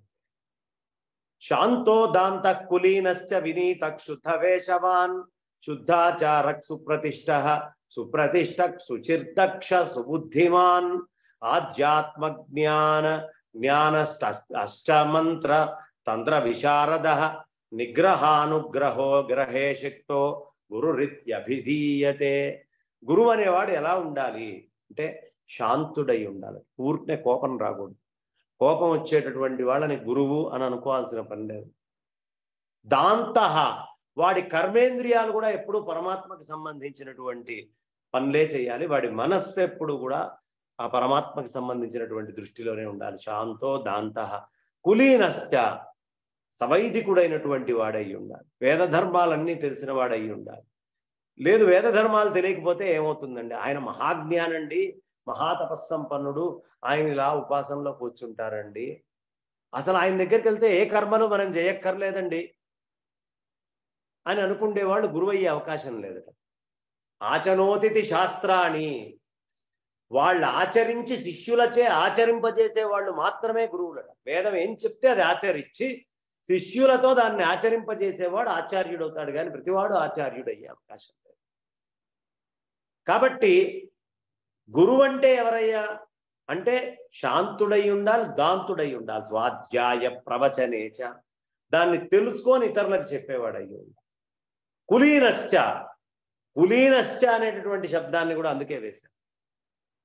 వాడికి జెనెటిక్గా పారంపరికంగా ఈ వేదశాస్త్రం అనేటటువంటి దాని మీద పట్టు ఉండి బోధ చేయగలరు. అలా లేకపోతే ఏమవుతుందండి? అబ్బా ఆయన బ్రహ్మజ్ఞానండి, అయితే అయ్యి ఉండొచ్చండి. ఆయన బ్రహ్మజ్ఞానై ఒంటి మీద బట్టలు కూడా వేసుకోకుండా కూర్చున్నాడండి, అయితే అయ్యి ఉండొచ్చండి. దాని అర్థం నిన్ను కూడా బట్టలు వేసుకోకుండా తిరగమని కాదు. ఆయన నకర్మణాన ప్రజయ అనే స్థితికి వెళ్ళాడు కాబట్టి వేసుకోలేదు. సినిమాల్లో డబ్బులు తీసుకొని వస్త్రాలు ఇప్పి నటించే వాడికి నువ్వు ఇప్పి తిరిగితే దానికి పెద్ద తేడా ఏముండదు. బట్టలు వాడిని వదిలిపెట్టినాయి, బట్టల్ని వీళ్ళు వదిలిపెడతారు, ఇంతే తేడా. రెండింటికి పెద్ద తేడా ఏం లేదు. బట్ట వాళ్ళని వదిలిపెడితే అవధూతలు, బట్ట వీళ్ళని వదిలిపెట్టింది అంటే లౌకికమైనటువంటి వ్యవహారాల్లో ఉన్నవారు. కాబట్టి అలాంటి గురువులు ఏం చేస్తారయ్యా అంటే వాడు అవధూత కింద ఇలా కూర్చొని ఉంటాడు, ఏదో చూస్తుంటాడు, ఆలోచిస్తుంటాడు, వేరే పని చేస్తాడు, వేద బాహ్యమైన కర్మలు చేస్తాడు. ప్రతి శిష్యుడు వేదబాహ్యమైన కర్మే జీవనం అనుకొని జీవించి ఆ గురువుని కనుక పట్టుకొని చెప్పినటువంటి కర్మకాండను వదిలిపెట్టి కేవలం జ్ఞానకాండే అని వెళ్తే వాడికి ఆ జ్ఞానం వంట అబ్బకపోతే, వాడు జీవన్ముక్తుడు కాకపోతే, కర్మ సక్రమంగా చేయనందుకు గాను ఉత్తర జన్మ మంచిది రాదు. ఉత్తమ జన్మ మానవ జన్మ ఉండడం కోసం సత్కర్మాచరణ చెయ్యాలి, జ్ఞానం అనేది పార్జన చేయాలి. ఒకవేళ అవధూత ఎవరైనా ఉండి జ్ఞానం చెబితే మీ కర్మను వదిలిపెట్టకుండా జ్ఞానాన్ని తీసుకొని ఆ జ్ఞానం వల్ల మీకు తెలియకుండా వస్త్రాలు వదిలిపెట్టే స్థాయికి కానీ లేదు సన్యాసం తీసుకునే స్థాయికి కానీ మీరు వెళ్తే అంతకంటే గొప్పది లేదు. కాబట్టి కులీనశ్చ వినీత, ఉపవీతుడయ్యి ఉండాలి. శుద్ధ వేషవాన్, చక్కగా శుద్ధమైనటువంటి వస్త్రాలు ధరించాలి. శుద్ధమైనటువంటి ఆచార వ్యవహారాలు తెలిసిన వాడు అయి ఉండాలి. సుప్రతిష్ఠితుడై ఉండాలి, అంటే తప్పు మాట్లాడేవాడు అయి ఉండకూడదు. శుచితోటి ఉండాలి, ఎప్పుడు దక్షుడై సమర్థుడై ఉండాలి. చాలా సూక్ష్మమైనటువంటి బుద్ధి కలిగిన వాడు ఉండాలి. ఆధ్యాత్మ జ్ఞానం ఉండాలి. వాడికి ఎప్పుడు అష్టాక్షరి మంత్ర ఉపదేశం ఉండాలి. ఓం నమో నారాయణాయ, నారాయణ నారాయణ నారాయణ అంటూ ఉండేటటువంటి గురువుల దగ్గరికి వెళ్ళాలి. ఆ మంత్ర అనుష్ఠానం ఉండాలి. దాంతోపాటు తంత్ర విద్య కూడా వాడికి వచ్చి ఉండాలి. నిగ్రహము అనేది వాడికి బాగా ఉండాలి. ప్రతి విషయంలో నిగ్రహం ఉన్నవాడు ఉండాలి. వాడికే నిగ్రహం లేకపోతే మనల్ని ఉద్ధరిస్తాడు? వాడి చేతులు వాడివి కట్టేసి ఉంటాయి ఆ స్తంభానికి, మన కట్లిప్పమంటే ఏమిపుతాడు? కాబట్టి నిగ్రహముతో ఉన్నవాడై ఉండాలి, అనుగ్రహం కలిగిన వాడై ఉండాలి, అనుగ్రహించగలిగే శక్తి ఉన్నవాడు ఉండాలి. అలాంటి వాడిని గురురిత్యభిధీయతే అని మన వాళ్ళు పిలుస్తారు. కాబట్టి ఈ ధర్మ సూక్ష్మాలన్నీ ఎవరి యందు నెరవేరుతున్నాయి అంటే వ్యాసుల వారి యందు పూర్తిగా నెరవేరుతూ ఉన్నాయండి. నారాయణ పరంపరలో చెప్పినటువంటి గురువులందరి యందు కూడా ఇది చక్కగా మనందరికీ తెలుస్తూనే ఉంది అని చెప్తూ ఉన్నారు. ఆయన ఒక పురాణాలే అందించారా వ్యాసుల వారు అంటే కాదండి, బ్రహ్మసూత్రాల్ని కూడా మనందరికీ అందించాడు. జ్ఞానశక్తి అవతారుడు ఆయన. అలాంటి ఆధ్యాత్మిక గురువులు ఆదిదేవుడితో సమానమైనటువంటి శ్రీమన్నారాయణుడితో, సాక్షాత్తు పరమేశ్వరుడితో సమానమైనటువంటి వాడు. అందుకే గురు బ్రహ్మ రూపు జానో శివకా స్వరూపు మానో. గురువుని బ్రహ్మస్వరూపంగా భావించు, సాక్షాత్తు పరమేశ్వరుడిగా భావించు అని మనకి పెద్దవాళ్ళందరూ చెప్తూ ఉంటారు. వాళ్ళందరూ ఎప్పుడు ఆత్మానందాన్ని పొందుతూ ఇతరులకి పంచడమే ఆనందంగా ఉంటారు. ఆ ఆత్మజ్ఞానాన్ని పొందే అర్హత కలిగినటువంటి శిష్యుడు వస్తే వాళ్ళు చాలా వెంటబడి ఆత్మజ్ఞానాన్ని అందిస్తూ ఉంటారు. కాబట్టి అలాంటి ఆ గురువులు ఎవరైతే ఉన్నారో వారెవరో కాదు, వేదవ్యాసుల వారే. అలాంటి ఆయనకి నేను నమస్కరిస్తున్నాను అని చెప్తున్నారు. ఇక అందరూ ఒక శ్లోకం చెప్పండి. జయంతి జయంతి పరాశరసూను సత్యవతి హృదయ నందనో వ్యాసః యస్యాస్య కమలగలితం వాంగ్మయమృతం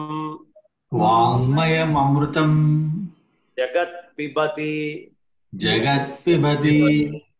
ఎవరి ముఖ కమలంలో ఇంచి వెలువడే వాంగ్మయం అనే అమృతాన్ని ప్రపంచమంతా సేవిస్తూ ఉందో అటువంటి పరాశరుడి పుత్రుడై సత్యవతి హృదయానికి ఆనందాన్ని కలిగింపజేసేటటువంటి మహానుభావుడైనటువంటి అందరికీ జ్ఞానభిక్ష పెట్టినటువంటి ఆయనకి మేము నమస్కరిస్తున్నాం అని చెప్పి ఆ వ్యాసుల వారికి నమస్కరించుకుంటూ ఉండాలి.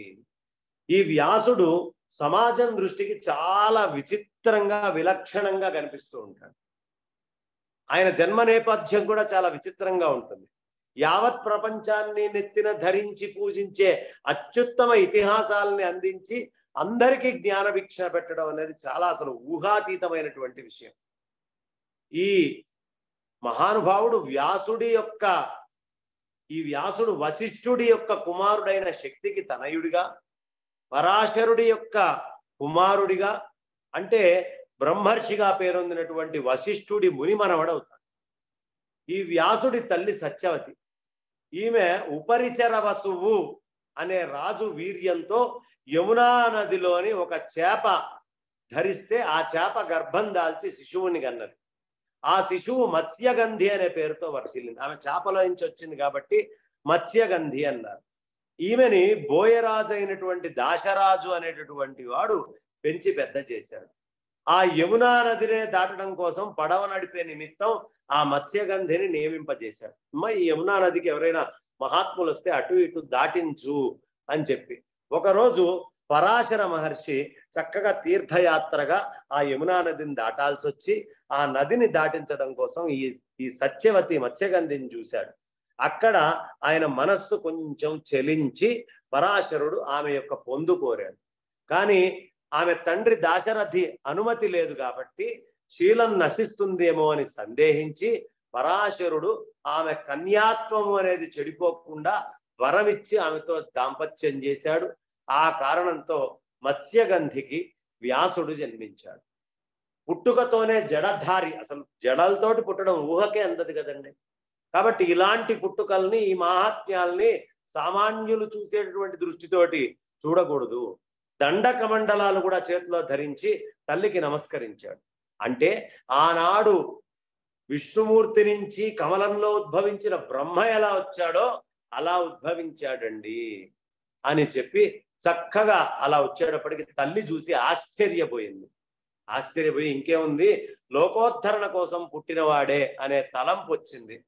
వెంటనే ఆయన అడిగాడు, అమ్మా, నేను ఇంకా తపస్సుకి వెళ్తాను, నీ ఎదుట ప్రత్యక్షం అవుతానని నీకు మాట ఇస్తున్నా, ఎప్పుడు దలుచుకుంటే అప్పుడు, నువ్వు బాధపడకు అని చెప్పి సరస్వతీ నదీ ప్రాంతము బదరికము అనేటటువంటి ఆ ప్రదేశంలో, బదరిక అందరికీ తెలిసి ఉంటుంది, విశాల అని కూడా దాన్ని మనం అందరం పిలుస్తూ ఉంటాం. ఈ విశాల నగరం దగ్గర శమ్యాప్రాసము అనేటటువంటి ఆశ్రమాన్ని నిర్మించుకున్నాడు ఆయన. ఆ శమ్యాప్రాసం దగ్గర ఈ రచనలన్నీ కూడా చేసింది. ఆ ఆశ్రమం అంతా కూడా నల్లటి జింకలతో కూడి ఉంటుంది కాబట్టి, ఆ ద్వీపకల్పం అలా నల్లటి జింకలతో ఉంది కాబట్టి వ్యాసుడికి కృష్ణద్వైపాయనుడు అనేటటువంటి పేరు ఖ్యాతిలోకి వచ్చింది. ఆయనకు ఆ నల్లటి జింకలు ఆయన దగ్గరికి అలా వచ్చి తిరుగుతూ ఉండేవాడు. అందుకనే పోతన భాగవతాన్ని మనకు అందించేటప్పుడు కూడా ఎక్కడ నల్లటి జింకలు ఉంటాయో అది భరతవర్షం అన్నట్టుగా అద్భుతంగా మనకి చూపించి తీసుకొస్తారు. ఇక ఈ కృష్ణద్వైపాయనుడిగా ఖ్యాతికి వచ్చిన ఆయన ముక్త జీవుడైనప్పటికీ, త్రికాలవేది కూడా అయినప్పటికీ, ఈ కలియుగంలో అజ్ఞానాంధకారం వస్తోంది, అవిద్యల్ని గురించి తెలిసిన వాడై ఉన్నాడు కాబట్టి అవిద్యలంటే ఏమిటి, ఈ అవిద్యల నుంచి ఎలా తప్పించుకోవాలి అనే విషయాన్ని అందరికీ తెలియడం కోసం చాతుర్హోత్రం కర్మశుద్ధం ప్రజానాం వీక్ష్య వైదికం హృద వ్యదథాద్యజ్ఞ సంతత్యై వేదమేకం చతుర్విధం.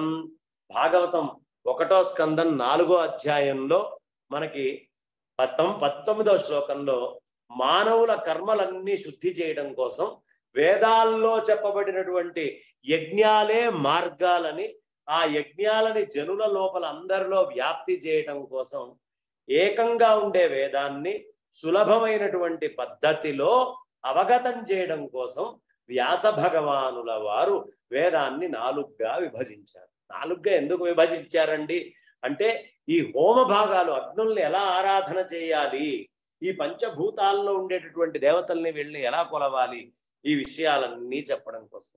త ఏవ ఏ వేద దుర్మేధర్ధార్యంతే పురుషైర్యథ ఏవం చకార భగవాన్ వ్యాస కృపణవత్సలః. ఎంతో కృప కలిగినటువంటి ఆయన మనందరినీ ఆలోచించండి. నిజంగా ఇంత దుర్మేధతో మనం ఉంటాం. మనం ఎంత దుర్మేధతో ఉంటామంటే, దుర్మేధం దాటంగవచ్చునే అంటాడే. దుర్మేధ అంటే ఏమిటి అంటే, ఆవు దాని ముందు తీసుకెళ్ళి ఎండుగడ్డి వేశాడట ఒకడు. అది ఎండుగడ్డి తినదట ఆ ఆవు, కేవలం పచ్చిగడ్డే తింటుంది. ఎండుగడ్డి పెడితే కోపం వస్తుందట దానికి. ఓహో ఇలా ఉందా దీని సంగతి అని చెప్పి దాని కళ్ళకి తీసుకొని వెళ్ళి ఆకుపచ్చ రంగు కళ్ళజోడు పెట్టాడు. అది తినకపోగా అప్పటిదాకా ఉన్నది కంటికేదో అడ్డం పెట్టాడు, కాలుతోటి లేపో తన్ను తన్నిందట ఆ పెట్టినటువంటి వాడిని. దుర్మేధ అంటే ఇది. ఆవు వాసన చూసి తింటుంది కానీ కంటి చూపుతో పచ్చగా ఉందా ఎర్రగా ఉందా అని తినదు. కాబట్టి మేధ అనేటటువంటిది పచ్చిగడ్డి సంపాదించుకొచ్చి వేయటం మేధ కాదండి. నేను ఆవుకు ఆకుపచ్చ కళ్ళజోడు పెడతాను అనేది దుర్మేధ. అలాంటి దుర్మేధ ఈ కాలంలో జనాలకు ఎక్కువ ఉంటుంది. అన్ని ఆర్టిఫిషియల్ ఇంటెలిజెన్స్, ఆర్టిఫిషియల్గా ఎట్లా చేయాలి, ఆర్టిఫిషియల్ అని ఆలోచిస్తూ ఉంటాం. ఇదంతా దుర్మేధే. ఎందుకు? మనకి జీవితంలో అతి ఆవశ్యకము, ఆవశ్యకము, అనావశ్యకము అని మూడు వస్తువులు ఉన్నాయి. అతి ఆవశ్యకమైనవి ఏమిటి అంటే గాలి, నీరు. ఇది భగవంతుడు నువ్వు ఎక్కడ ఉన్నా దొరికే ఏర్పాటు చేశాడు, అతి ఆవశ్యకం కాబట్టి. ఇక రెండోది ఏమిటి ఆవశ్యకము? అంత భోజనము, ఓ ఇల్లు, ఒంటి మీద ఏదో వస్త్రం. ఇవి ఆవశ్యకాలు. ఇవి కూడా తగ్గించుకోవచ్చట, అందుకని ఆవశ్యకం లిస్టులో పెట్టారు. ఇక అనావశ్యకమైనవి ఏమిటి అంటే ఫోన్లు, మొబైల్స్, ఇప్పుడు మనం ఆలోచించే టెక్నాలజీ, ఇవన్నీ కూడా నిజంగా జీవనానికి అనావశ్యకం. ఇవి లేకపోయినా మనిషి జీవిస్తాడు. వాడు అడవిలో ఉన్నవాడు బతుకుతున్నాడు, అడవిలో ఉండే జీవి బతుకుతోంది, మనము బతుకుతున్నాం. జీవికి ఇవి అనవసరం, అనావశ్యకమైనవి. ఆవశ్యకమైన వాటితోటి ఎప్పుడూ మనిషికి కష్టం లేదండి. ఆవశ్యకమైనటువంటి వాటితో, అత్యావశ్యకమైనటువంటి వాటితో భగవంతుడు కష్టాన్ని ఇవ్వలేదు. మనిషికి వస్తున్నటువంటి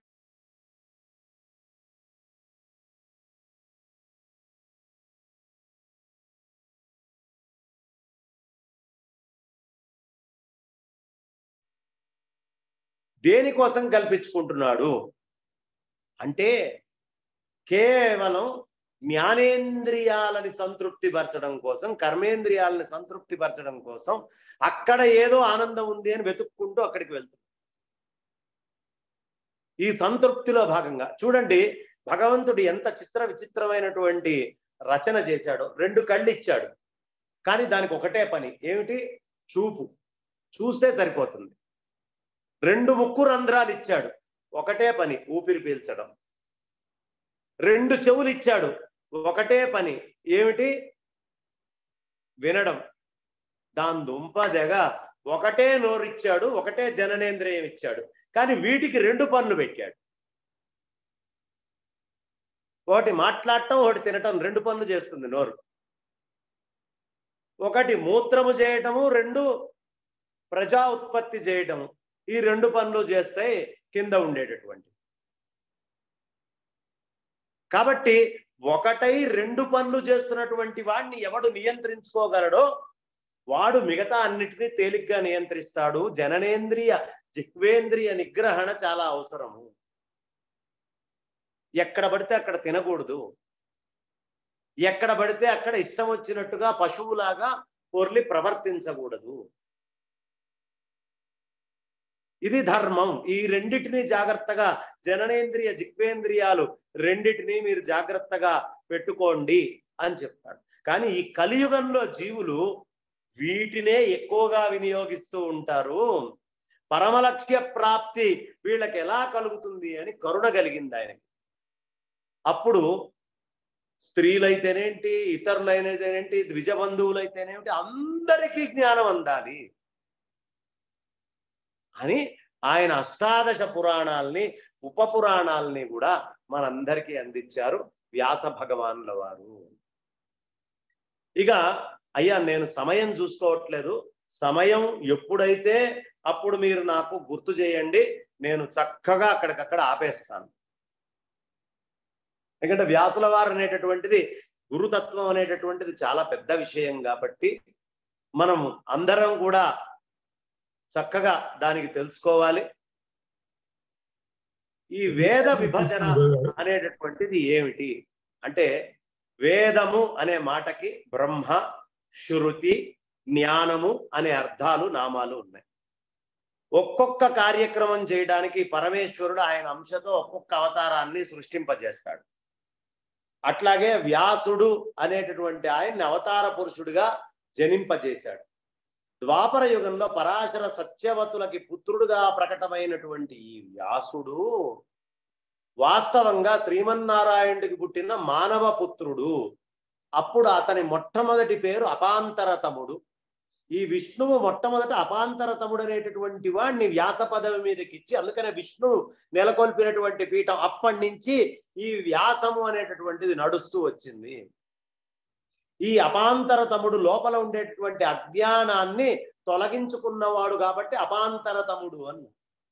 అంతరముగా ఉండేటటువంటి తమోగుణాన్ని మొత్తాన్ని తీసేసుకున్నటువంటి వాడు కాబట్టి నేరుగా ఈ వేదాలన్నిటినీ బ్రహ్మముఖం నుండి వెలువడిన వేదాలని శ్రద్ధగా ఆలకించి వాటిల్ని విభజించమని శ్రీమన్నారాయణుడు ఈ అపాంతరతముణ్ణి ఆదేశించాడు.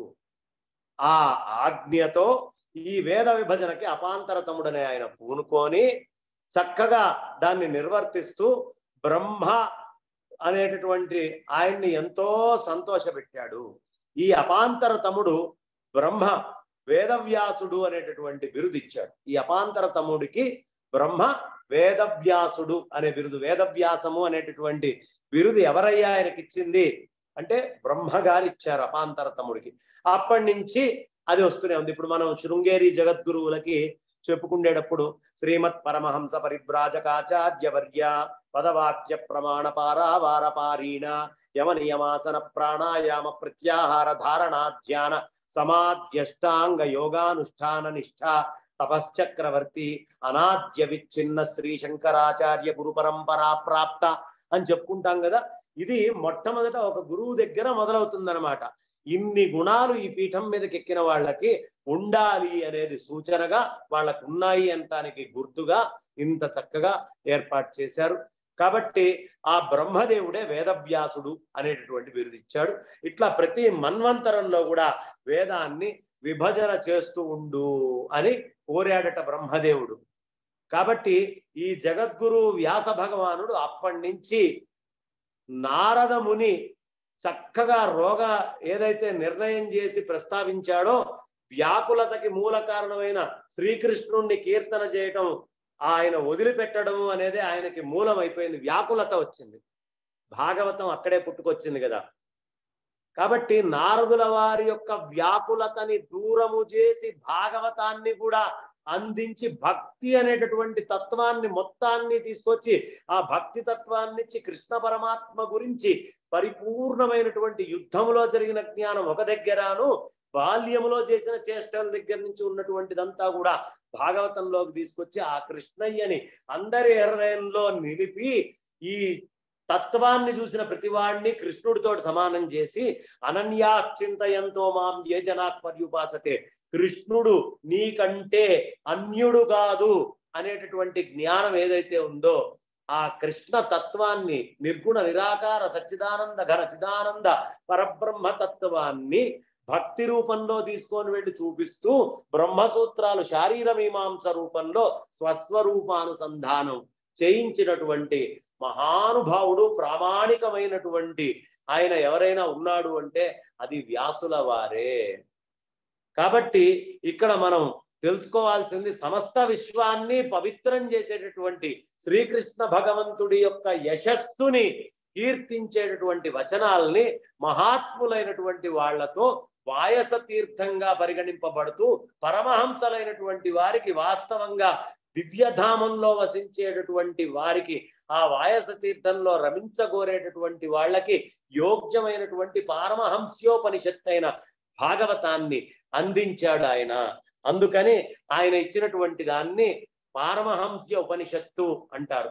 ఆయన గురించి చెప్పుకోవాల్సి వస్తే ఖచ్చితంగా ఆ స్వామివారి యొక్క శ్లోకం ఒకటి చెప్పుకోవాలి. అందరూ కూడా ఒక్కసారి ఈ శ్లోకం చెప్పండి. బ్రహ్మసూత్ర కృతే తస్మై వేదవ్యాసాయ వేధసే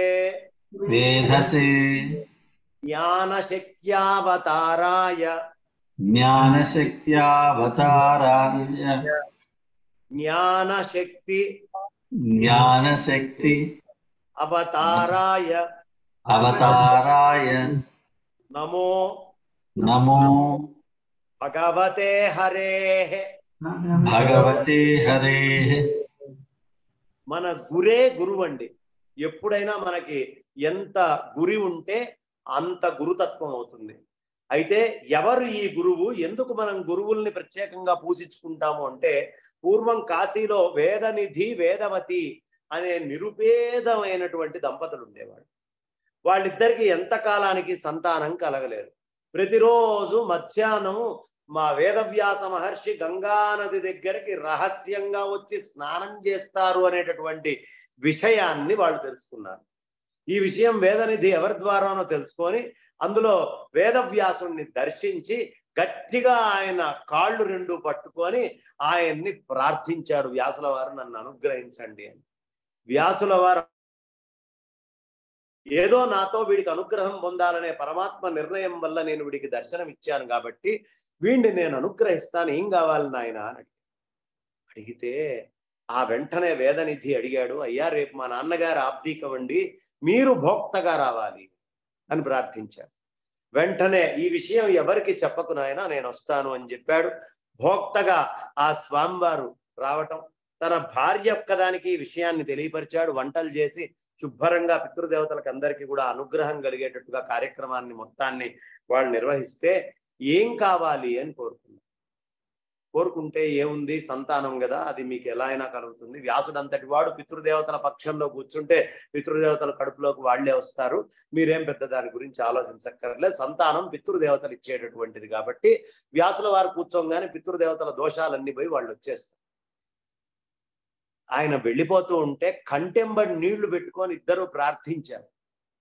ప్రార్థిస్తే అప్పుడు వ్యాసుల వారు వాళ్ళ యొక్క కళ్ళల్లో వచ్చిన నీళ్లని చూసి చాలా కరుణామయుడు కదా, మనస్సు కరిగిపోయి ఆయన ఒక్క మాట అన్నారు, నాయన మీరు ఎవరైనా సరే ఒక ఉత్తమమైన చక్కగా నేను చెప్పినటువంటి భాగాన్ని ప్రవచనం చేయగలిగిన వాడు, నా హృదయాన్ని అర్థం చేసుకోగలిగి పరంపరమైనటువంటి విషయాలకి ఎక్కడ అటు ఇటు తప్పించకుండా చెప్పేటటువంటి వాళ్ళు ఎవరినైనా తెచ్చుకొని వాళ్ళని ఒక వ్యాసపీఠం అనే పీఠం మీద కూర్చోబెట్టి నారాయణం నమస్కృత్య నరంచైవ నరోత్తమం దేవీం సరస్వతీం వ్యాసం తతో జయముదీరయే అని గనక మీరు ప్రార్థన చేస్తే మీరు నన్ను దర్శించినట్టే, నన్ను పూజించినట్టే, రెండో ఆలోచనే అక్కర్లేదు మీకు అని ఆయన చెప్పారు. అది ఏ రోజు చేయాలండి అంటే ఈ గురు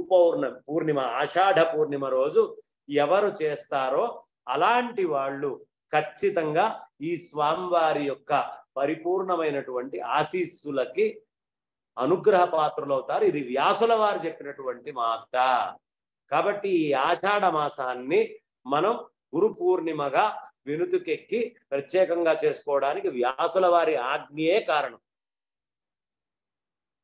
చెప్పండి. నమో ధర్మాయ నమో ధర్మాయ మహతే మహతే నమః కృష్ణాయ నమః కృష్ణాయ వేధసే వేధసే బ్రాహ్మణేభ్యో బ్రాహ్మణేభ్యో నమస్కృత్య నమస్కృత్య ధర్మాన్ ధర్మాన్ వక్ష్యామి వక్ష్యామి శాశ్వతాన్.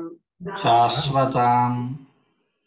ధర్మము శాశ్వతము అనేటటువంటి విషయాన్ని మనందరికీ తెలియపరిచి ఈ ఆషాఢ మాసంలో గురు పూర్ణిమ వస్తుంది అని చెప్పుకున్నాం. ఏమిటి అంటే ఇది వర్షాకాలం మొత్తానికి కూడా ప్రారంభమైనటువంటి మాసం. అవునా? ఈ వర్షాకాలం మొత్తం ఎక్కడి నుంచి ఆరంభమవుతుందండి? ఏరువాక ముందా ఏకాదశి ముందా అంటారు ఈ ఆషాఢ ఏకాదశిని. కాబట్టి ఈ ఆషాఢ శుద్ధ ఏకాదశి నాడు శయనైకాదశిగా చెప్పుకునేటువంటి సమయానికల్లా ఏరువాక వర్షాలు పడి వస్తూ ఉంటుంది ఈ ఆషాఢ మాసంలో. కాబట్టి ఈ వర్షాకాలానికి ప్రారంభ మాసమైన ఈ మాసంలో సూర్యుడి వేడి చాలా ఎక్కువగా ఉంటుంది, ఇంకా వేడి ఉంటుంది. చెమటలు కక్కుతూ ఉంటాం మనం హ్యూమిడిటీ తోటి. ఎక్కడ? ఈ ప్రాంతంలో, భారతావనిలో అలా చెమటలు కక్కుతూ ఉంటాం. అయినా ఈ మాసపు ప్రథమ దివసం నుంచే వర్షపు చినుకులు అనేటటువంటివి ప్రారంభమై వాతావరణంలో కొంచెం మార్పు వస్తుంది. ఈ ఆషాఢ మేఘాల ధ్వనిని వేదఘోష అంట. మిగతా ధ్వనులన్నీ వేదఘోష కాదండి. ఆషాఢ మాసంలో మేఘాలలో వచ్చేటటువంటి ధ్వనిని వేదఘోష అంటారు. ఆ మేఘాల నుండే వర్షిస్తూ ఉంటాయి. మాండూకాలన్నీ కూడా స్వాగత ధ్వనులు పలుకుతూ ఉంటాయి. మనకి కప్పలన్నీ కూడా ఆ అరుపులు చాలా విచిత్రంగా వేదాన్ని ఆహ్వానించినట్టుగా, వేద శబ్దాల్లో ఉండే ఛందస్సులు చెప్పినట్టుగా ఇవన్నీ వేద పలుకుల్ని చెప్తూ ఉంటాయి. మాండూక్య ఉపనిషత్తు ఎలా వస్తుందయ్యా అంటే ఈ వేద శబ్దం అంతా ధ్వనులుగా చెప్తున్నట్లు ఉంటుంది. ఆ వేద ధ్వనుల యొక్క మూలమే ఈ ధ్వన్యర్థం అంటారు. ఈ ధ్వని యొక్క అర్థాన్ని గనక మనం గ్రహిస్తే వేద ఘోషని వినినట్టుగా సార్థకాన్ని పొందుతారు. అందుకనే కప్పలు అరుస్తున్నాయి అనుకుంటే ఏదో అనుకోవటం కాదు, అది పెద్ద వేద ఘోష అన్నట్టుగా వినాలి ఆ దృష్టితోటి అని చెప్తారు మహానుభావులందరూ. ఈ మాసంలోనే క్రిమికీటకాలు, సమస్త జీవాలు అన్ని కూడా ఉత్తమ గతిని పొందుతాయి. దీంట్లో అనుమానం లేదు. మనకి ఆకాశంలో నుంచి ఉత్తమ గతిని పొందడం అంటే ఏమిటి? ఆకాశములో ఇంతకాలము తపించి ఉన్నటువంటి జీవం మొత్తానికి నీళ్లే కారణం కదండి. ఈ నీళ్లు ద్యులోకం నుంచి జీవి వచ్చి నీళ్లలో కలిసి భూమి మీదకి వచ్చి ఉద్ధరింపబడతాయి జీవులు మొత్తం. అందుకనే ఒక్కసారిగా ప్రకృతి అంతా పులకాంకితమై ఎటు చూసినా అట్లా మొక్కలు అన్నీ కూడా అట్లా పెరుగుతూ కనిపిస్తూ ఉంటుంది. జీవాన్ని మొత్తాన్ని ఉద్ధరించేటటువంటి మాసం ఆషాఢ మాసం. మొక్కలు ఎప్పుడు పెట్టాలండి అంటే ఎండాకాలంలో చివరిలో పెట్టాలండి, తద్వారా మొక్క అద్భుతంగా పెరుగుతుంది అని చెప్తారు. జీవం ఉద్ధరింపబడుతుంది ఆషాఢ మాసం వచ్చేటప్పటికి. అందుకనే దీన్ని చాలా గొప్పగా చెప్తారు. ఏమీ సాధన చేయని జడజీవికి కూడా ఎప్పటికీ జీవితంలో ముక్తి రాదు. కానీ ఈ ఆషాఢంలో గురువుకి నమస్కరించుకొని ఎవడు సాధన చేస్తాడో వాడికి మాత్రం ముక్తి కూడా చాలా కరతలామలకమై చేతిలో ఉన్నటువంటి ఉసిరికాయ ఎంత తేలిగ్గా ఉసిరిపండు ఉంటుందో అంత తేలికవుతుందట వాడికి ముక్తిని సాధించటం ఆషాఢ మాసంలో సాధన చేసినటువంటి వాడికి. కాబట్టి ప్రయత్నించైనా సాధన చేసి తీరాలి అని చెప్తారు. ప్రయత్నము లేనటువంటి జీవుడు పతనాన్ని పొందుతాడు. ఒక జీవి చచ్చిపోయిన తర్వాత ఊర్ధ్వలోకాల్లో గాని అధోలోకాల్లో గాని పుణ్యపాపాలని అనుభవించి మళ్ళీ భూమి మీదికి రావాలి అంటే ఆ జీవి ఆకాశంలో నుంచి నేల మీద పడే జల బిందువుల్ని మాత్రమే ఆశ్రయించాలి. తస్మాద్వా ఏతస్మాద్ ఆత్మన ఆకాశ సంభూత ఆకాశాద్ వాయు వాయోరగ్ని అగ్నేరాప అద్భ్య పృథివీ పృథివ్యా ఓషధయ ఓషధీభ్యోన్నమన్నాత్ పురుష. ఇది కదా వరుస మనకి చెప్పేటటువంటిది పెద్దలు. కాబట్టి ఈ జీవం మొత్తము జలాల దగ్గర నుంచే మనకి రుచి. నేను అనే రుచి ఎక్కడ మొదలైందండి? మనకి ఈ శరీరం నేను అనే రుచి జలం దగ్గర మొదలైంది. జలానికి ముందున్న అగ్నిలో రుచి లేదు, ముందున్న వాయువులో రుచి లేదు, అంతకు ముందున్న ఆకాశంలో లేదు. కానీ రుచి అనేది జలం దగ్గర మొదలైంది. కాబట్టే ఈ జలాలు అనేటటువంటివి ప్రత్యేకంగా అతి త్వరలో కేవలం జలాలు సనాతనమైన వైదికము అనే అంశం మీద దగ్గర ఒక 300 ఎపిసోడ్లు చేయాలి అనే ఉద్దేశానికి వచ్చాను. భారతదేశంలో ఉండే నదులు ఏమిటి, పుణ్యతీర్థాలు ఏమిటి, జలాశయాలు ఏమిటి, అసలు మనం పుట్టిన దగ్గర నుంచి మరణించేదాకా ఏ ప్రదేశాల్లో జలాల్ని వాడుతున్నాం, ఏ సంస్కారాల్ని మనం ఖచ్చితంగా ఆచరించాలి. వాడు మరణించినప్పుడు కూడా జలముతోటి ప్రోక్షణ చెయ్యందే పంపించరు. పుట్టిన తర్వాత కూడా ఈ మైల అనేటటువంటిది, పురుడు అనేటటువంటి అన్నిటికీ కూడా స్నానమే జీవించిన వాళ్ళకి మూలం ఎందుకు అవుతోంది అని ఆచమనం దగ్గర నుంచి శుద్ధి కావాలంటే అపవిత్రవా అని జలంతో ఆచమనం చేయాలి అంటే జలము ఎందుకు అర్పణం చేయాలి ఏదైనా అంటే జలాన్ని వాడతారు. అర్ఘ్యప్రదానం జీవభ్రాంతి పోవాలన్నా అర్ఘ్యప్రదానం చేయాలి అని అర్ఘ్యాలకి వేద విద్యకి ఉన్నటువంటి సంబంధం ఏమిటి అనే దాని మీద ఈ మధ్య నేను ఒక అద్భుతమైన వాంగ్మయాన్ని తయారు చేసుకున్న. అతి త్వరలో దాన్ని చెప్పబోతూ ఉన్నాను. ఆ వాంగ్మయాన్ని ఆ ఎపిసోడ్లుగా నేను చెప్పినప్పుడు నా ఫేస్బుక్ లో కానీ అలాగే మన గాయత్రి పరివార్ రాజగోపాల్ గారికైనా నేను అందజేస్తాను. లేదు సంజయ్ గారి దగ్గర కూడా ఇది అవైలబుల్ ఉంటుంది. కాబట్టి అక్కడి నుంచి మీరందరూ ఎప్పుడైనా అవకాశం ఉంటే వినండి. చక్కగా నా వంతు ప్రయత్నం నేను చేసా. ఇంకా కొత్తవి ఏమైనా ఉన్నా కూడా మనందరం కలిపి ఈ విద్యను అభివృద్ధి చేద్దాం. జలము యొక్క ప్రాధాన్యత, వైదికము జలము. కాబట్టి అక్కడి నుంచే వచ్చి తీరాలి అని మనకి పెద్దవాళ్ళందరూ చెప్తూ ఉన్నారు. ధర్మశాస్త్రాలన్నీ చెప్తున్నాయి. కాబట్టి ఆ జీవి ఏదో ఒక మొక్కలోకి ముందు ప్రవేశించటం, ఆ తర్వాత మొక్క చక్కగా వెళ్ళి ఇంకొక బీజం కింద మారి మళ్ళీ భూమిలోకి రావడం, కొత్తవి రావడం, ఈ ఉన్నవి తరించడం, మనిషిలోకి వెళ్ళి అలా అలా అలా 84 లక్షల యోనుల్లో దేని యోగ్యతని బట్టి అది పుడుతూ ఉంటుంది. కాబట్టి ఈ ఆషాఢ మాసము పుట్టుకకి అవసరమైన బీజాలు పడడానికి మూలమైనటువంటి మాసం. ఆ జీవి ఎప్పుడు ట్రిగ్గర్ అయి బయటికి వెళ్తాడు అనేది తెలియదు. జీవి మాత్రం ఈ భూమి మీదకి వస్తోంది. అప్పుడు వాడు ఎప్పుడు ఆ జీవిని తింటాడు, ఆ జీవి ఎప్పుడు యోగ్యమైన స్థితిలో వెళ్ళి ఎప్పుడు పుడతారు అనేది చెప్పలేం. కానీ జీవి భూమి మీదకి రావడానికి ప్రధానమైన మాసం ఆషాఢ మాసం. ఎందుకు? సూర్యనారాయణ మూర్తికి 2 శక్తులు ఉన్నాయి. ఒకటి దాహక శక్తి, 2 ఉత్పాదక శక్తి. ఆయన బాగా దహించేస్తాడండి గడ్డి దగ్గర నుంచి చిన్నదాన్ని కూడా. ఆ తర్వాత పడే ఒక్క వర్షంతో ఈ జీవి మొత్తం సంస్కరించబడి లేస్తుందన్నమాట. పునరపి జననం పునరపి మరణం అనేటటువంటి దాన్ని ఆయనే దహింపజేస్తాడు. ఇప్పుడు ఇవాళ ఒక రోజు గడిచింది అంటే దాని అర్థం ఏమిటి? ఓ రోజు తగ్గిందనే కదా. సూర్యుడు ఆయుక్కారకుడు, సూర్యుడు ఆయువుకు యొక్క వినాశకారకుడు కూడా. దాహక శక్తికి ఉత్పాదక శక్తికి రెండిటికి ఆయనే కారణం. కాబట్టి అలాంటి ఆ అద్భుతమైనటువంటి మాసం ఈ ఆషాఢంలో ఉత్తరాయణం నుంచి దక్షిణాయనంలో కూడా మారేటటువంటి మాసము. ఈ సంధి సమయము చాలా విశేషమైనటువంటి సమయంగా మనకి చెప్తారు. మళ్ళీ శివరాత్రికి నాట్లేస్తారు. ఎందుకంటే జీవి అప్పుడు ఇంకొక రకంగా ఇక్కడికి వచ్చి తప్పించబడి రక్షించబడుతూ ఉంటుంది. కాబట్టి చాలా మనకి అసలు మొక్కలు వేసేటటువంటి దాంట్లోనే, పంట తీసుకునే దాంట్లోనే మనకి జీవి భూమి మీదకి ఎప్పుడు వస్తుంది అనేది మన ధర్మశాస్త్రాలు చెప్పినట్టుగా పంచాంగంలో చెప్పిన గ్రహ పద్ధతుల్ని బట్టి మనకు అర్థమైపోతుంది. కాబట్టి అలాంటి ఆ అద్భుతమైనటువంటి వాళ్ళు భూమి మీద ఈ శరీరధారులై ఈ విధంగా వస్తూ ఉన్నారు. కాబట్టి ఈ మొత్తము జీవానికంతటికి కూడా ప్రారంభ సమయం ఆషాఢ మాసం. కాబట్టి కాళిదాస మహాకవి ఆషాఢస్య ప్రథమ దివసే అని జ్యోతిష్ శాస్త్రం కూడా ఇదే చెప్తుంది. ఆషాఢ మాసమే ప్రథమమైన దివసాలు భూమి మీదకి ఇది రావటం. మరి చైత్రమాసం ఏంటండి అంటే, చైత్రమాసం అనేది బ్రహ్మాయుర్దాయాన్ని బట్టి మనం లెక్క గీసుకునేది. జీవి యొక్క రాకకి ఏది లెక్క వేసుకోవాలండి? ఆషాఢ మాసం లెక్క వేసుకోవాలండి అని చెప్తారు. ఇలా జీవుల సూక్ష్మమైన జన్మకి పతనానికి మొట్టమొదటి కాలం ఆషాఢ మాసం. ఈ జీవులందరూ సూక్ష్మ రూపంలో వర్షాకాలంలో భూమి మీదకి ప్రవేశిస్తున్నారు. సొంత శరీరాలతో భూమి మీద వాళ్ళకి యోగ్యమైన మాసాల్లో పుడుతూ ఉన్నారు.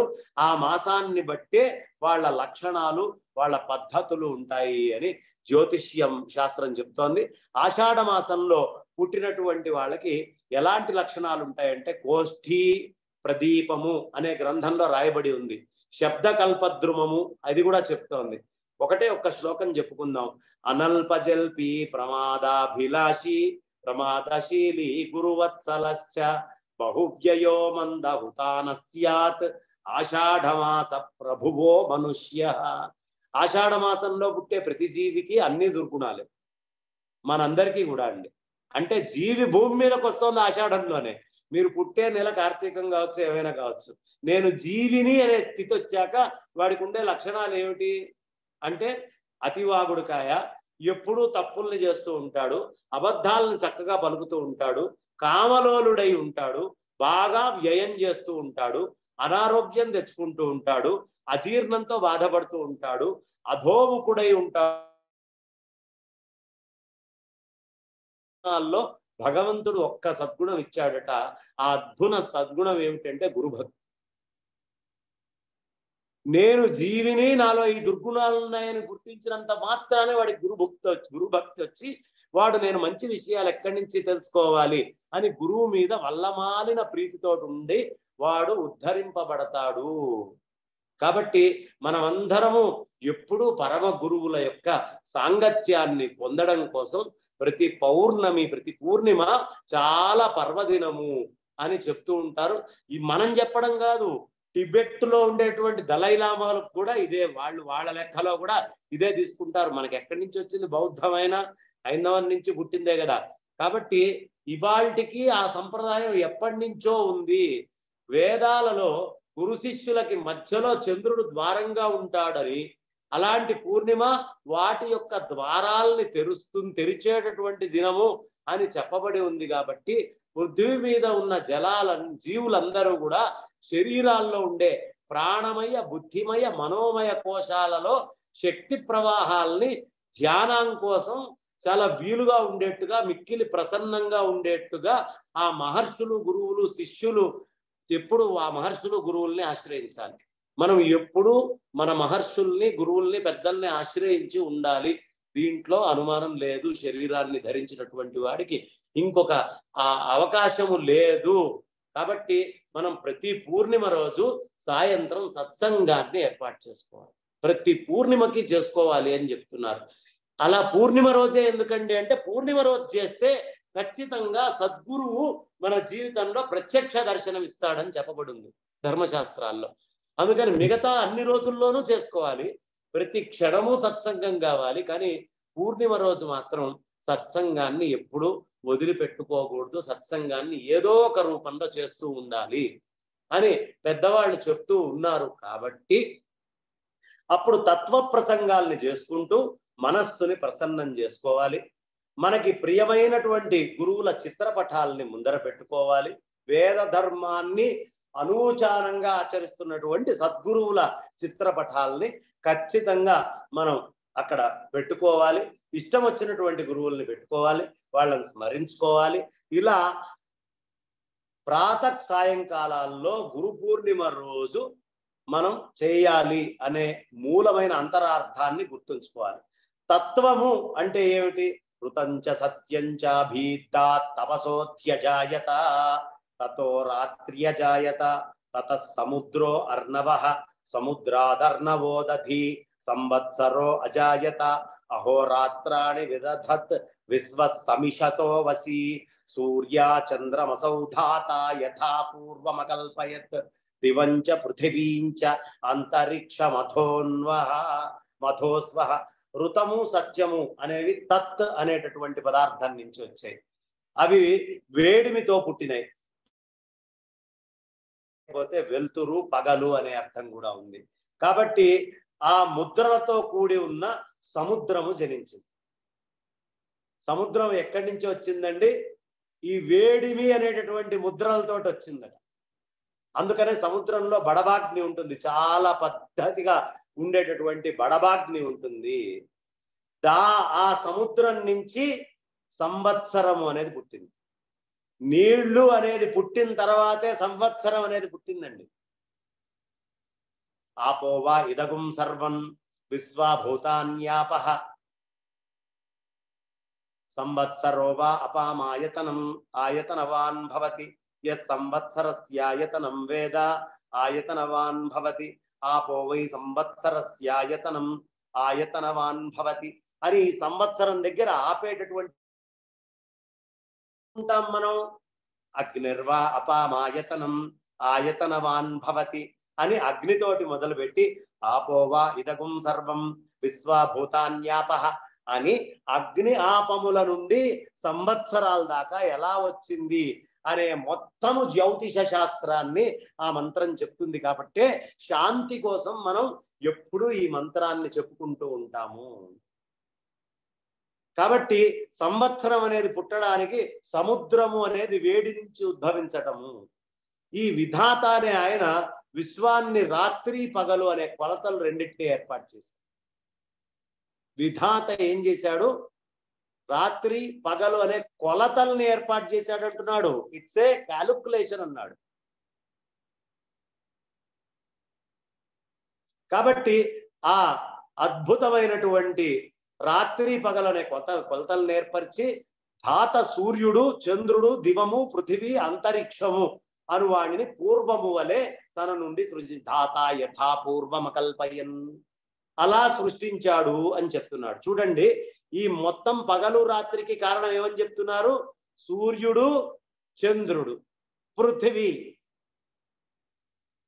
ఇంతకంటే మనకి ఏమైనా సైంటిఫిక్ గా కావాలా అండి? ఈ అమావాస్య ఎక్కడొస్తోంది, ఈ ద్యావా పృథివీ ఏమిటి అన్నప్పుడు సూర్య చంద్రమసౌ ధాత యథా పూర్వం అకల్పయన్ దివంచ పృథివీంచ అంతరిక్ష మధోస్వ. ఎక్కడి నుంచి తీసుకొచ్చాడు ఇది? ఎంత గొప్ప సైంటిఫిక్ ట్రూత్ ఇది! ఎప్పటిదో వేద భాగంలో మంత్రం. కాబట్టి ఇప్పుడు క్వశ్చన్స్ అయినా ఇప్పుడు మీరు తీసుకుంటారా, మీరు చివరి రోజు తీసుకుంటారా? ఎట్లా చేద్దామంటారు? చివరి ఇంకా నేను ఆపేస్తాను. అయితే మీ ఇష్టం. ఒక రెండు మాటలు చెప్పేసి ఆపేస్తాను. అయితే ఇదంతా భూమి దేని వల్ల ఉందండి అనే ప్రశ్న వేశారు. వేస్తే సత్యేనోత్తంభితా భూమి సూర్యేనోత్తభితా ద్వౌ ఋతేనాదిత్వాద్యాన్ తిష్టంతి దివి సోమో అధిశ్రితః సోమేనాదిత్యా బలినః సోమే పృథివీమహి అథో నక్షత్రాణామేషాం ఉపస్థే సోమ ఆహితః సోమం మన్యతే పపివాన్ యత్సంపిం పంత్రో విషధిం సోమం యం బ్రహ్మణో విదుః నతస్వాశ్నాతి కశ్చన. సత్యము వల్ల భూమి నిల్చుంది, సూర్యుడి చేత ద్యులోకము నిలిచి ఉంది, ఋతము వల్ల ఆదిత్యులు నిలిచి ఉన్నారు, దివిలోకము సోముడి వల్ల అధిష్ఠించబడి ఉంది. ఆ సోముడిచే ఆదిత్యులు బలవంతులయ్యారు. సోముడి వల్ల పృథివీ పరిమాణం పొందుతూ ఉంది. ప్రస్తుతము సోముడు నక్షత్రముల మధ్య నిలిచి ఉన్నాడు.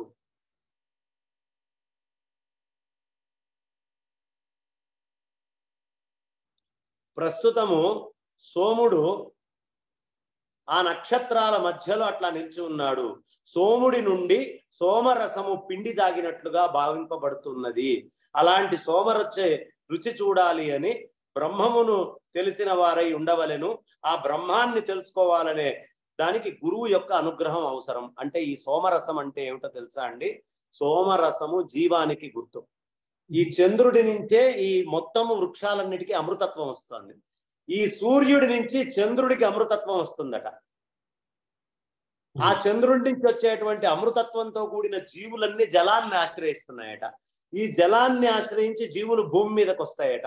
ఈ భూమి మీదకి వచ్చినటువంటి ఈ జీవులన్నిటినీ ఈ కార్తీక మాసం శరదృతువులో చంద్రుడి దగ్గరకు వచ్చి మళ్ళీ ఒకసారి అమృతత్వాన్ని బాగా అనుగ్రహిస్తున్నాడు. ఇది ఈ జీవులు మొత్తాన్ని రావడానికి సూర్యుడు, చంద్రుడు, పృథివీకి వీళ్ళందరికీ ఉన్నటువంటి సంబంధాలని చెప్తూ వ్యాసం వశిష్ఠ నప్తారం శక్తే పౌత్రమకల్మషం పరాశరాత్మజం వందే సుఖతాతం తపోనిధిం. అయ్యా అందరూ ఒక శ్లోకం చెప్పండి. ఇక్కడతోటి నేను నా వాణికి విరామాన్ని ఇస్తాను. అభ్రశ్యామః పింగ జటాబద్ధ కలాపః పింగ జటాబద్ధ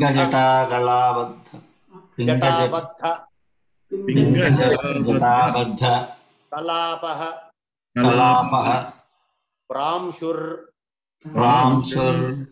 దండి కృష్ణమృగ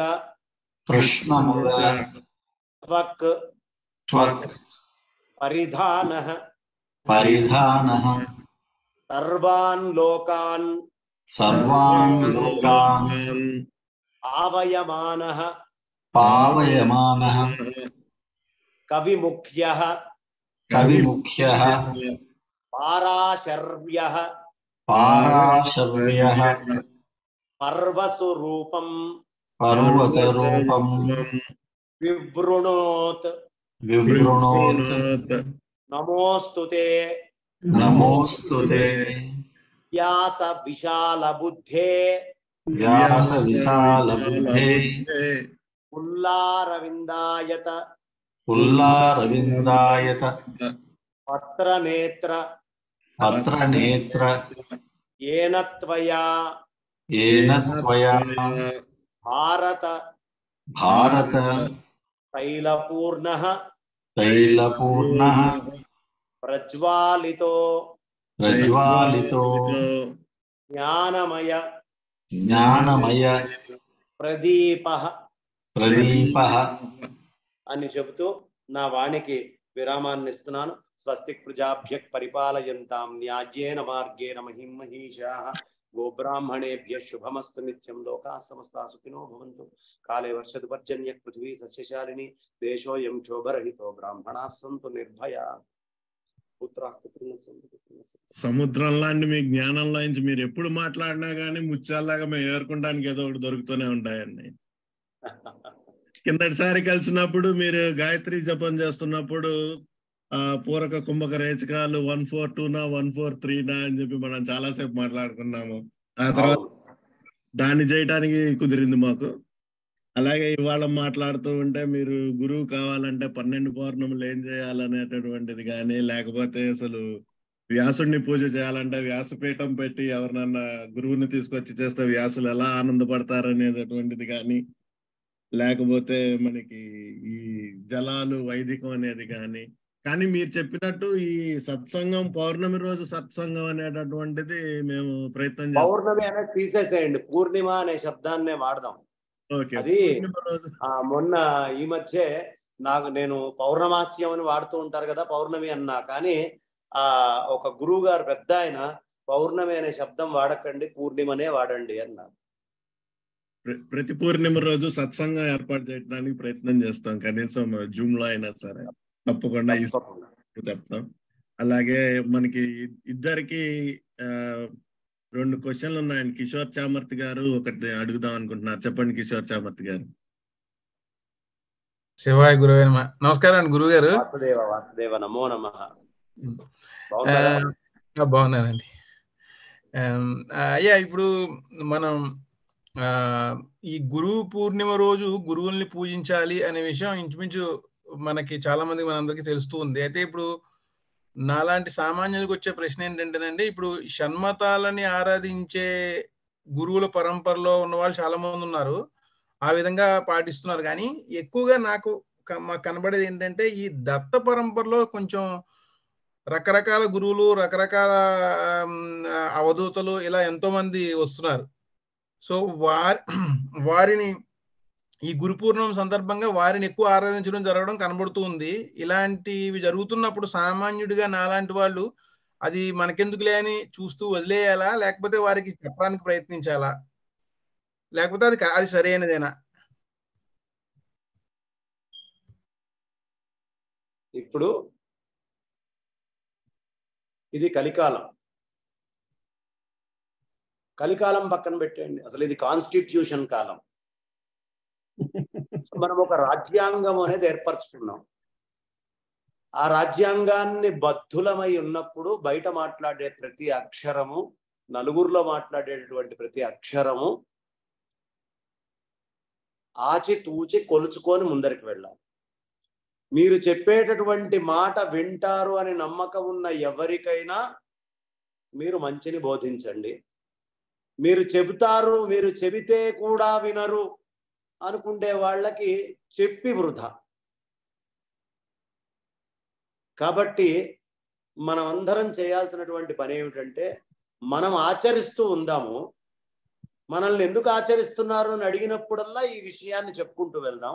కానీ ఒక్క విషయం అయితే, గురు పూర్ణిమ రోజు ఎవరిని పూజించాలయ్యా అంటే, మీరు అన్నట్టుగా షణ్మతాలు రకరకాలుగా వస్తాయి. కానీ ఈ షణ్మతాలు వ్యాసుల వారిని గురువుగా అంగీకరిస్తాయి. కాబట్టి వ్యాసుల వారిని పెట్టుకొని పూజ చేయని పూర్ణిమ కాదు, అది గురు పూర్ణిమ అయ్యే అవకాశం లేదు. కేవలం గురు పూర్ణిమ రోజు ఏ సిద్ధాంతం వాళ్ళైనా వ్యాసుల వారిని పూజ చేయాల్సిందే. ఈ విషయాన్ని మాత్రం ఘంటాపదంగా మనం అందరం చెప్తాం. వాసుదేవ. సాయికిరణ్ గారు, మన అనంత సాయి గారి క్వశ్చన్ మీరు అడిగేయండి. చెప్తానండి. అనంత సాయి గారు అడుగుతున్నారండి, ఇందాక మీరు వాయసు తీర్థం అని రిఫర్ చేశారు, వాయసు తీర్థం అంటే ఏంటో చెప్తారా అని అడుగుతున్నారండి. ఈ వాయస తీర్థము అనేటటువంటిది మనందరికీ కూడా పరమహంసలు అయినటువంటి వాళ్ళందరికీ కూడా, ఇప్పుడు గంగాదేవికి ఒక సందర్భంలో ఆవిడకి పాపము అనేది చుట్టుకొని మొత్తం కాకిలాగా నల్లగా తయారైపోయింది. ఆవిడ తన పాపాలన్నిటినీ తీసేసుకోవడానికి హంసల దీవికి వెళ్ళి హంసల దీవిలో కృష్ణానది దగ్గర స్నానం చేసింది, ఆ సముద్రంలో కలిసే దగ్గర.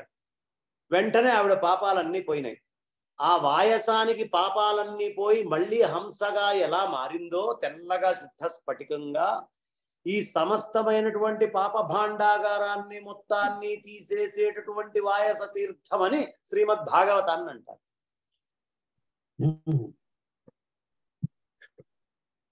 Very good. చాలా థ్యాంక్స్, ధన్యవాదాలు. ఏమన్నా ఉన్నాయా ప్రశ్నలు? ఇంకేం ఉన్నట్లేదు. I think probably we can move to the next part of the. నేను ప్రస్తుతము ఇప్పుడు ఇక్కడ నన్ను ఒక సంవత్సరం నుంచి బ్రహ్మకుమారి వాళ్ళు అయ్యా మా ఆశ్రమానికి రండి రండి రండి రండి రండి రండి అని బాగా పిలుస్తున్నారు. మౌంట్ ఆబు యొక్క మహాత్మ్యం నాకు ముందు నుంచి తెలుసు. మాది కౌండిన్యస గోత్రం కాబట్టి మాకు ఋషులు ఎవరు ఉంటారయ్యా అంటే వాసిష్ఠ, మైత్రావరణ, కౌండిన్య, త్రయార్షి అయ్య. ఈ వాసిష్ఠుల వారి యొక్క స్థానం ఇది, ఆది గురుస్థానం. అందుకనే ఆది గురు శిఖరం అని ఇక్కడ పేరుంది. సో ఇదంతా చూడాలనే ఉద్దేశంతో నేను ఇక్కడికి వచ్చి వాళ్ళు నన్ను వాళ్ళ వేదిక మీద ఉపన్యాసం చెప్పండి అని అడిగారు. ఏవైనా 4 మంచి మాటలు చెప్పండి, మీ సిద్ధాంతం ఏదైతే అది చెప్పండి అన్నారు. మేమేది నమ్ముతున్నామో దాన్ని మాట్లాడండి అనలేదు. అన్నప్పుడు 15,000 మంది ముందర కూర్చొని ఉన్నారు. మీరందరూ బొట్టు పెట్టుకుంటే బాగుంటుందండి, మీరందరూ తిలక ధారణ చేయటం చాలా యోగ్యమైంది అనే విషయం ఒకటి చెప్పి, ఈ ప్రపంచంలో అన్నిటికంటే గొప్పవి 3 ఉన్నాయి. మనోవాక్కాయ కర్మలతోటి మనం తపస్సు చేస్తాము, మనస్సుతోటి చేసేటటువంటి తపస్సు వాక్కుతో, శరీరానికి తపస్సు బలం, అన్నం పెడతాం మనం, దీనికి ఆహారం అంతా ఇస్తాం కదా శరీరానికి, అదంతా కూడా ఒక తపస్సు. సమయానుకూలంగా ఈ టైంకి భోజనం, ఈ టైంకి ఆహారం, ఈ టైంకి ఆహారం అనేది ఒక తపస్సు. దీన్ని ఎవడు తప్పట్ల, దీన్ని ప్రతివాడు చాలా శ్రద్ధగా సమయానుకూలంగా. అయితే ఈ తపస్సులో విషమయ పదార్థాలను తెచ్చిపెట్టుకుంటాం కాబట్టి శరీర తపస్సు కొంచెం పాడైపోతుంది. ఒకటి. మరి వాక్కుకి తపస్సు ఏమిటండి అంటే సత్యమే వాక్కుకి తపస్సు. అబద్ధం మీద ఏది నిలవదు. చిన్న వయసు నుంచి తల్లి పిల్లవాడికి గోరి గోరి అన్నం ఎలా పెడుతుందో వాడి మనస్సుకి కూడా, వాడి యొక్క వాక్కుకి కూడా సత్యము అనేటటువంటిది కూరి కూరి పెట్టాలి పిల్లవాడికి. లేకపోతే వాడు అసత్యం ఆడి కొంపం ఉంచుతాడు, ఇల్లు మొత్తం నాశనం అవుతుంది, మొత్తం సమాజం నాశనం అవుతుంది. ఇది వాళ్ళకి ఇచ్చినటువంటి సూచనప్రాయమైనటువంటి అభిప్రాయం. సత్యం మీద నిల్చొని ఉండాలి. ఇక 3వది ఏం చెప్పానయ్యా అంటే మనస్సు. మనస్సుకు ఆహారం ఏమిటి అంటే ధర్మము మనస్సుకు ఆహారం. కాబట్టి చిన్న వయసు నుంచి ధర్మాన్ని బోధించాలి మనస్సుకి, లేకపోతే వాడిని వాడు కాల్చుకొని తల్లిదండ్రుల్ని సమాజాన్ని కాలుస్తుంది. అందుకని ఈ 3 ఉండాలి అనే విషయాన్ని నిన్న రాత్రి ఉపన్యాసంలో, మొన్న ఉపన్యాసంలో వాళ్ళకి చెప్పాను. అది హిందీలో ఉంది. బహుశా మీ గ్రూప్ లో మా సంజయ్ గారు కొంచెం రాజగోపాల్ గారికి అది పెట్టరా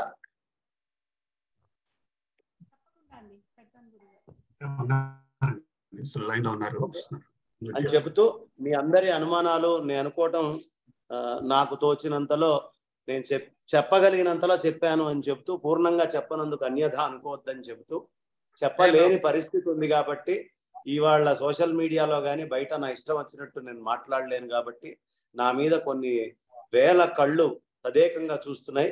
నా హృదయాన్ని అర్థం చేసుకోగలిగే హృదయం మీకుందని మీ హృదయానికి అర్థమయ్యేట్టు సమాధానం చెప్పాను. స్వస్తి. వాసుదేవ. ఇంకొక చిన్నదండి నా గురుగారు, గురు పూర్ణిమ సందర్భంగా ఒక్కసారి మీ ద్వారా భారతీ తీర్థ స్వామి వారి గురించి, విధిశేఖర భారతీ స్వామి గారి గురించి ఏదైనా ఒక రెండు మాటలు వారిని కూడా మనం తలుచుకున్నట్టుగా ఉంటుంది. అసలు వాళ్ళని తలుచుకోకుండా మనం ఏది చేయకూడదు. అందుకనే నేను శ్లోకం వారిది చెప్పందే ఎప్పుడూ మొదలు పెట్టను.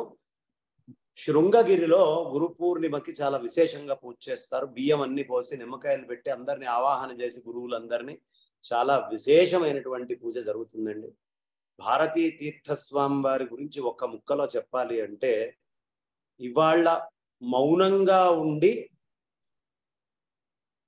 మాట్లాడేటటువంటి ఆయన ఎవరైనా ఉన్నారు అంటే భారతీ తీర్థస్వామి వారు. ఇవాళ భూమి మీద ఎవరు తిరుగుతూ ఉండి కూడా తిరగకుండా ఉంటారో వారు భారతీ తీర్థస్వామి. ఎవరు తిరగకుండా ఓ దగ్గర ఉండి తిరగగలరో వారు భారతీ తీర్థస్వామి. ఎవరు మౌనంగా ఉండి మాట్లాడతారో వారు భారతీ తీర్థస్వామి. అలాంటి భారతీ తీర్థస్వామి వారు అలాంటి మహాత్ములైన యతీంద్రులు పూర్తిగా చిన్న స్వామి వారిని, విధుశేఖర భారతీ స్వామి వారిని తీసుకొని వచ్చిన తర్వాత నాకిగ లౌకిక ప్రపంచంతో సంబంధం లేదు అని అంచు వస్త్రాలను వదిలిపెట్టి, అన్నిటినీ వదిలిపెట్టి ఆ ఆశ్రమం దాటి బయటికి రాకుండా అక్కడే తపస్సు చేసుకుంటూ ఆ శృంగగురిలోనే ఉంటూ బయటికి సంచారం కూడా ఆపి తపస్సు ఎంత ప్రధానమైనటువంటిది, బాధ్యత అనేది ఎంత సక్రమంగా ఇవ్వాలి, ఆ బాధ్యతల నుంచి పక్కకు వచ్చి ఎంత సక్రమంగా తపస్సులో జీవించాలి, వారి హృదయము ఎక్కడ తిరిగినా ఎన్ని చోట్ల పర్యటన చేసినా ఎక్కడ ఉండాలి అనేది ఇప్పుడు మనకి తెలుస్తోంది. దాన్ని చూసి నేర్చుకోవాలి. భారతీ తీర్థస్వామి వారు ఎక్కడికి అడుగు పెడితే అక్కడికి ఋష్యశృంగుడు వెళ్తాడు, దీంట్లో అనుమానం ఏం లేదు. ఆయన తిరుపతి వెళ్ళారు, 3 ఏళ్ల నుంచి నీళ్లు లేవు. ఆయన ఒక్కసారి అడుగు పెట్టేటప్పటికీ 3 ఏళ్లకి సరిపడా నీళ్లు వచ్చేంత వర్షం పడ్డది. 3 ఏళ్ల దాకా ఇక మాకు నీళ్లకి డోకా లేదండి, మీరు వచ్చారు అని. ఇది తిరుమలలో ప్రత్యక్షంగా రికార్డ్ అయిన విషయం, నేను చెప్తున్నది కాదు. ఇక విధుశేఖర భారతీ స్వామి వారు వాళ్ళందరూ కూడా అష్టమూర్తి స్వరూపం. జలాల్ని ఎవరు ఆధీనంలో ఉంచి ఇచ్చేయగలరో వాళ్ళని అష్టమూర్తి స్వరూపం అంటారు. అలా అష్టమూర్తుల్లో జలమూర్తి స్వరూపం అది కదా. అందుకనే శంకరాచార్యుల వారు కమండలంలో మొత్తం నర్మదా నదిని అట్లా తీసుకొచ్చి నిక్షిప్తం చేశారు ఒక్క కమండలంలో. వాళ్ళకి జలాల యొక్క సారాల్ని ఆవాహన చేయటం ఎట్లాగో తెలుసు. అంటే ఎలా అయితే దేవతా కళల్ని కలశంలో నీళ్లల్లోకి మనం ఆవాహన చేస్తామో, విగ్రహంలోంచి ఇక్కడికి తీసి లేదా కొబ్బరికాయలోకి తీసి మళ్ళీ పునః విగ్రహాలు పెట్టినప్పుడు చేస్తామో, అలా నదిలో ఉండే నదీ దేవతని మొత్తాన్ని ఒక కమండలంలోకి ఆవాహన చేసేసారు ఆదిశంకర భగవత్పాదాచార్య. అట్లా ఆవాహన అంటే ఏ సూత్రం పట్టుకుంటే మొత్తం నదంతా వచ్చేస్తుందో అది తెలుసు వాళ్ళకి. కాబట్టి అలా తీసుకొచ్చారు. అలా విధుశేఖర భారతీ స్వామి వారు ఒకసారి మధురై వెళ్ళారు. వెళ్ళినప్పుడు మధురైలో వారి దగ్గరికి ఎప్పుడో అభినవ విద్యాతీర్థ స్వామి వారు ఉండగా వారు ఇట్లా అక్షతలు చల్లి ఓ బావి తీసామండి, మా ప్రాంతం అంతా మంచినీళ్ళకి ఇదే వాడుకుంటాం, మాకు మంచినీళ్ళు ఎక్కువ దొరకవు, అలాంటి బావి బాగా పూర్తిగా ఎగిరిపోయిందండి, ఏమీ లేకుండా పోయింది, 10 సంవత్సరాలైంది అన్న. 10 కాదు 30 సంవత్సరాలైంది, 20 సంవత్సరాలైంది మేము నీళ్లు చూడక అని చెప్పారు. అని చెబితే అప్పుడు విధుశేఖర భారతీ స్వామి వారు ఒక కొబ్బరికాయ మంత్రించి అన్ని అక్షతలు ఇస్తే ఆ అక్షతల్ని తీసుకొని వెళ్ళి ఆ బావి దగ్గర వాళ్ళు భక్తి శ్రద్ధలతో చల్లుకుంటే స్వామివారి క్యాంపు 2 రోజుల్లో అయిపోతుంది. వారి ఇట్లా బయలుదేరి అడుగు వేయడము, ఆ బావి లోపల పూర్ణముగా నీళ్లు ఏ పూడికా తీయకుండా మళ్ళీ నీళ్లు వచ్చేస్తాయి. కాబట్టి అంతటి మహాత్ములైనటువంటి యతులు ఉన్నారు కాబట్టి వాళ్ళు నిత్యము చంద్రమౌళీశ్వర ఆరాధన, శారదా అమ్మవారికి శ్రీచక్రానికి ఆరాధన చేస్తున్నారు కాబట్టి విశ్వం అంతా కళ్యాణమయంగా ఉంది. ఈ మాత్రమైనా ఉంది అంటే అలాంటి మహానుభావులు ఉండబట్టే. నేను ఇంకొక ప్రత్యక్ష ఉదాహరణ, మొన్న శంకర జయంతి కాశీలో చేశాం. కాశీలో శంకర జయంతి చేసినప్పుడు సామవేదం బ్రహ్మశ్రీ సామవేదం షణ్ముఖ శర్మ గారు ఉపన్యాసం చెప్తున్నారు. ఈ చెప్పేటటువంటి సమయంలో వెనకాల ఉన్నటువంటి పరదాలు, కుర్చీలు, ముందర ఉన్నటువంటి పరదా అన్ని ఎగిరిపోతూ పెద్ద గాలులు వచ్చినాయండి. పట్టాలన్నీ కొట్టుకుంటున్నాయి. కొట్టుకుంటుంటే మేము ఏ ఉత్సవం చేసినా ముందు స్వామివారి దగ్గరికి వెళ్తాం. విధుశేఖర భారతీ స్వామివారు ఒక కొబ్బరి పూర్ణ ఫలాన్ని నాకు ఆశీర్వచనంగా ఇచ్చారు. నేను ఆ పూర్ణ ఫలాన్ని తీసుకొని వెళ్ళి వేదిక మీద కూర్చున్న 1000 మంది సాక్షి, నేను ఒక్కడిని కాదు. ఆ వేదిక మీద షణ్ముఖ శర్మ గారు, ఇంకా ప్రముఖులు, అక్కడే ఉండేటటువంటి చింతామణి గణపతి గారు, అక్కడే ఉండేటటువంటి మిగతా మహానుభావులు చాలా మంది ఉన్నారు. ఆ ప్రాంతాన్ని గుర్తించేవారు మా భక్త బృందం అంతా. నేను తీసుకొని ఆ కొబ్బరికాయ ఇలా తీసుకొని పూర్ణ ఫలాన్ని పట్టుకొని కూర్చున్న వేదిక మీద, స్వామి మీరే దిక్కు అని విధుశేఖర భారతీ స్వామి వారికి నమస్కరించి కొబ్బరికాయను పట్టుకుంటే గంగా నది కరెక్ట్ గా మనం ఒక 1000 అడుగులు నడిస్తే ఉండేంత దూరం ఉంటుందండి మేము తీసుకున్న ప్రాంతానికి. నదిలో నీళ్లు పడుతున్నాయి, ముందర నీళ్లు పడుతున్నాయి, మేము కూర్చున్న వేదిక మీద చుక్క నీళ్లు లేవు. మొత్తం ఉరుములు, మెరుపులు, పెద్ద పెద్ద మేఘ గర్జన. 1 గంట సేపు ఉపన్యాసం సాగిందండి. మా ఉపన్యాసమై షణ్ముఖ శర్మ గారు కారు ఎక్కుతుంటే వర్షం పడింది. దబదబ. ఇదే గురువు యొక్క అనుగ్రహానికి గుర్తు. అంతటి మహానుభావులు. మనం విశ్వాసంతో గురువులను ఆశ్రయిస్తే మనకి కానటువంటి పని అనేది లేదు. కాబట్టి అలాంటి మహాత్ముల యొక్క పదపద్మాల్ని మరొక్కసారి గుర్తు చేసుకోమని నమస్కరించుకునేటువంటి అవకాశాన్ని నాకు కలిగించిన వేదగాయత్రి పరిషత్ సభ్యులందరికీ, మా రాజగోపాల్ గారికి, కిషోర్ చామర్తి గారికి, సాయి కిరణ్ లక్కరాజు గారికి అందరికీ పేరు పేరున నేను నా నమస్కారాలు, ధన్యవాదాలు తెలియపరచుకుంటూ నా వాణికి విరామాన్ని ఇస్తున్నాను. విడపర్తి కృష్ణ ప్రభాకర శర్మ, కార్తికేయ శర్మ చక్కగా అద్భుతంగా అతను శ్లోకాలు చెప్పాడు. ఆ తల్లులు చాలా అద్భుతంగా పాట పాడారు. వాళ్ళు కూడా పాట వినేటువంటి భాగ్యం కలిగింది. వాళ్ళకు కూడా ఆశీస్సులు చెప్తూ స్వస్తి. ఒక సందేహం అడగచ్చా?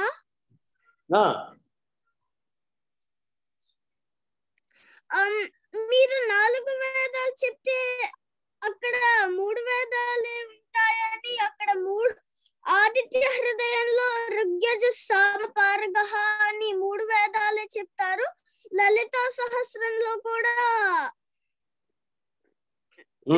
త్రివర్గ నిలయ అని చెప్తారు. ఈ 4వ వేదం ఎలా వచ్చిందండి? ఇప్పుడు ఇదొక పుస్తకం నాన్న. ఈ పుస్తకం ఇదిగో ఇక్కడ 1 కోసాను, ఇక్కడ 2 కోసాను, ఇక్కడ 3 కోసాను. 3ఏగా నేను కోసింది. 1, 2, 3 ముక్కలు ఎన్నైనాయి? 3 అండి. 3 కాలేదు. నేను 3గా విభజిస్తే ముక్కలు 4 వస్తాయి. 1 మిగిలి ఉంటుంది కదా ఆ పక్కకి. అందుకని ఆయన విభజించింది త్రయీగానే.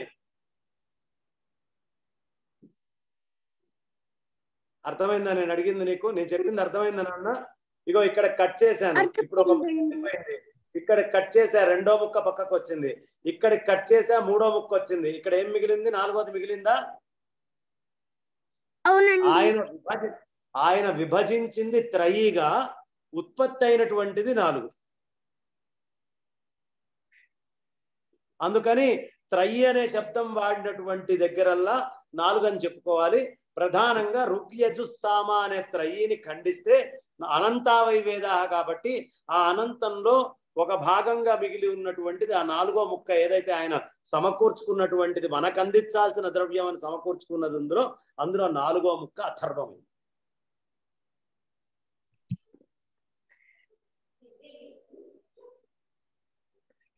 రాజగోపాల్ గారు ప్లీజ్ ఓట్ ఆఫ్ థ్యాంక్స్ చెప్పండి. లేదు, సంజయ్ గారు ఉన్నారు. సంజయ్ గారు మీరు ప్లీజ్. Hello, voice వినపడుతోందండి? వినపడుతుంది. ఓకే. ఓం శ్రీ మహాగణాధిపతయే నమః. శ్రీ గురుభ్యో నమః. శ్రీ మాత్రే నమః.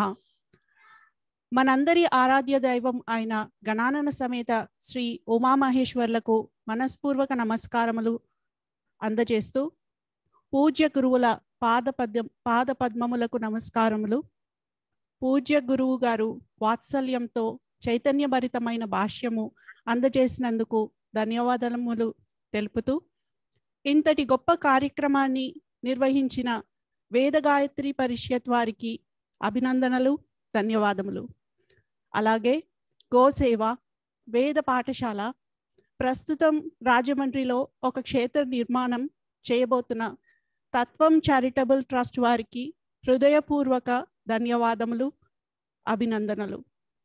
ఈ కార్యక్రమంలో ఉత్సాహంగా పాల్గొన్న పిల్లలందరికీ అభినందనలు. ప్రార్థన చెప్పిన చిరంజీవి కార్తికేయ, చిరంజీవి వీరలక్ష్మి, చిరంజీవి మయూకి, చిరంజీవి కార్తీక్, చిరంజీవి చంద్రమౌళి, అలాగే శ్రీమతి నాగమణి గొల్లకోట గారికి అభినందనలు, ధన్యవాదములు. ఎంసీ వహించిన శ్రీ సాయి కిరణ్ లక్కరాజు గారికి అభినందనలు, ధన్యవాదములు. రాజగోపాల్ గారికి అభినందనలు, ధన్యవాదములు. ఈ కార్యక్రమంను జూమ్ ద్వారా మరియు ఫేస్బుక్ లైవ్ ద్వారా పాల్గొన్న వారందరికీ ప్రత్యేక ధన్యవాదములు. శివ చైతన్య స్వరూపమైన పూజ్య గురువుల సర్వదా మనందరికీ ఆధ్యాత్మిక ధర్మ పదంలో ఇలాగే ముందుకు నడపాలని వారిని ప్రార్థిస్తూ, మరొక్కసారి వారికి కృతజ్ఞతలు, ప్రత్యేక ధన్యవాదములు తెలుపుతూ, శ్రీరామ జయ రామ, జయ జయ రామ, జయ హనుమాన్. ధన్యవాదములు. అయ్యా ఒక మాట, ఒకే ఒక నిమిషం తీసుకుంటా. రాజమండ్రిలో ఒక అద్భుతమైనటువంటి క్షేత్రాన్ని మనం నిర్మించబోతున్నాం. రాజమండ్రికి కాకినాడకి మధ్యలో. దీని యొక్క లక్ష్యం ఏమిటి అంటే సైంటిఫిక్ వేలో సనాతన ధర్మాన్ని ఎలా పరిరక్షించాలి విశ్వం మొత్తంలో.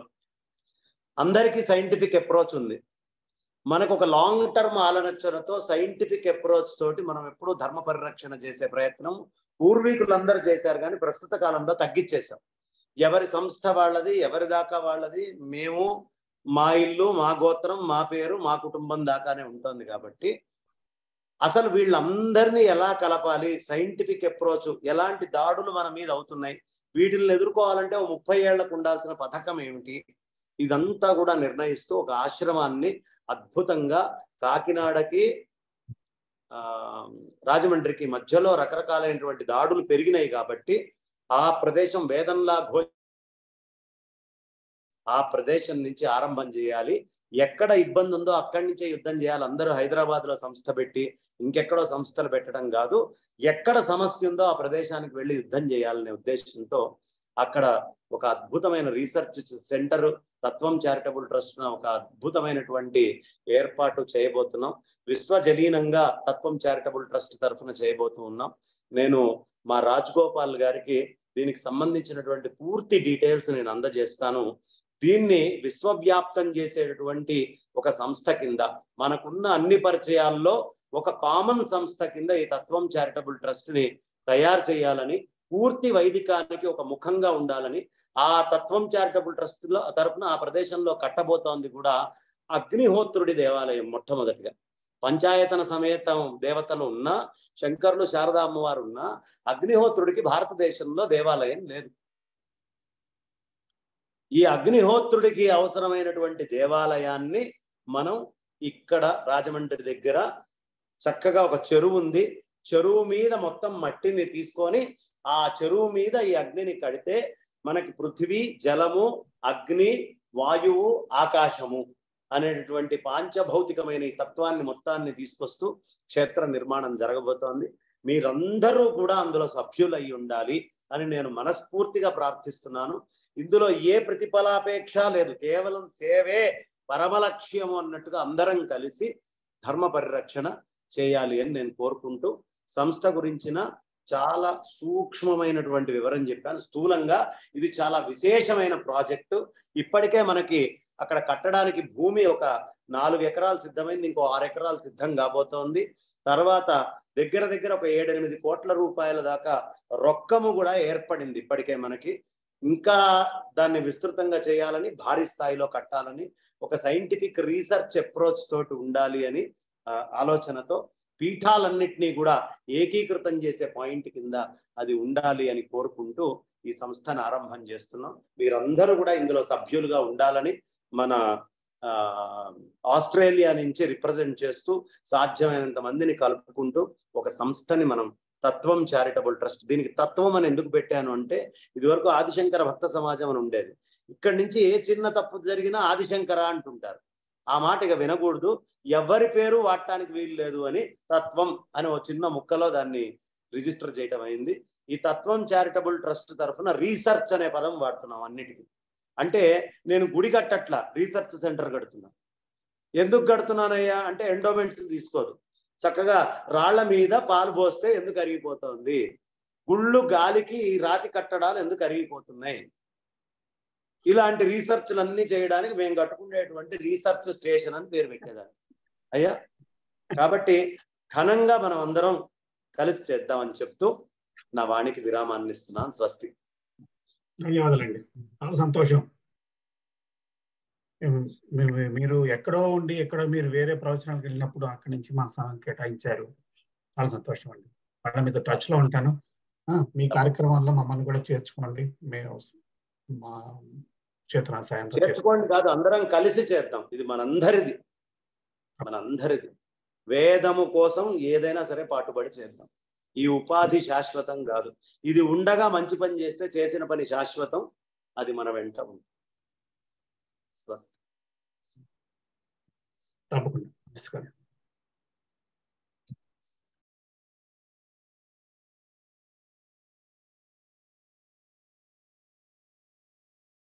నేను రికార్డింగ్ ఆపేదాన్ని రికార్డింగ్ ఆపేసేసాయండి.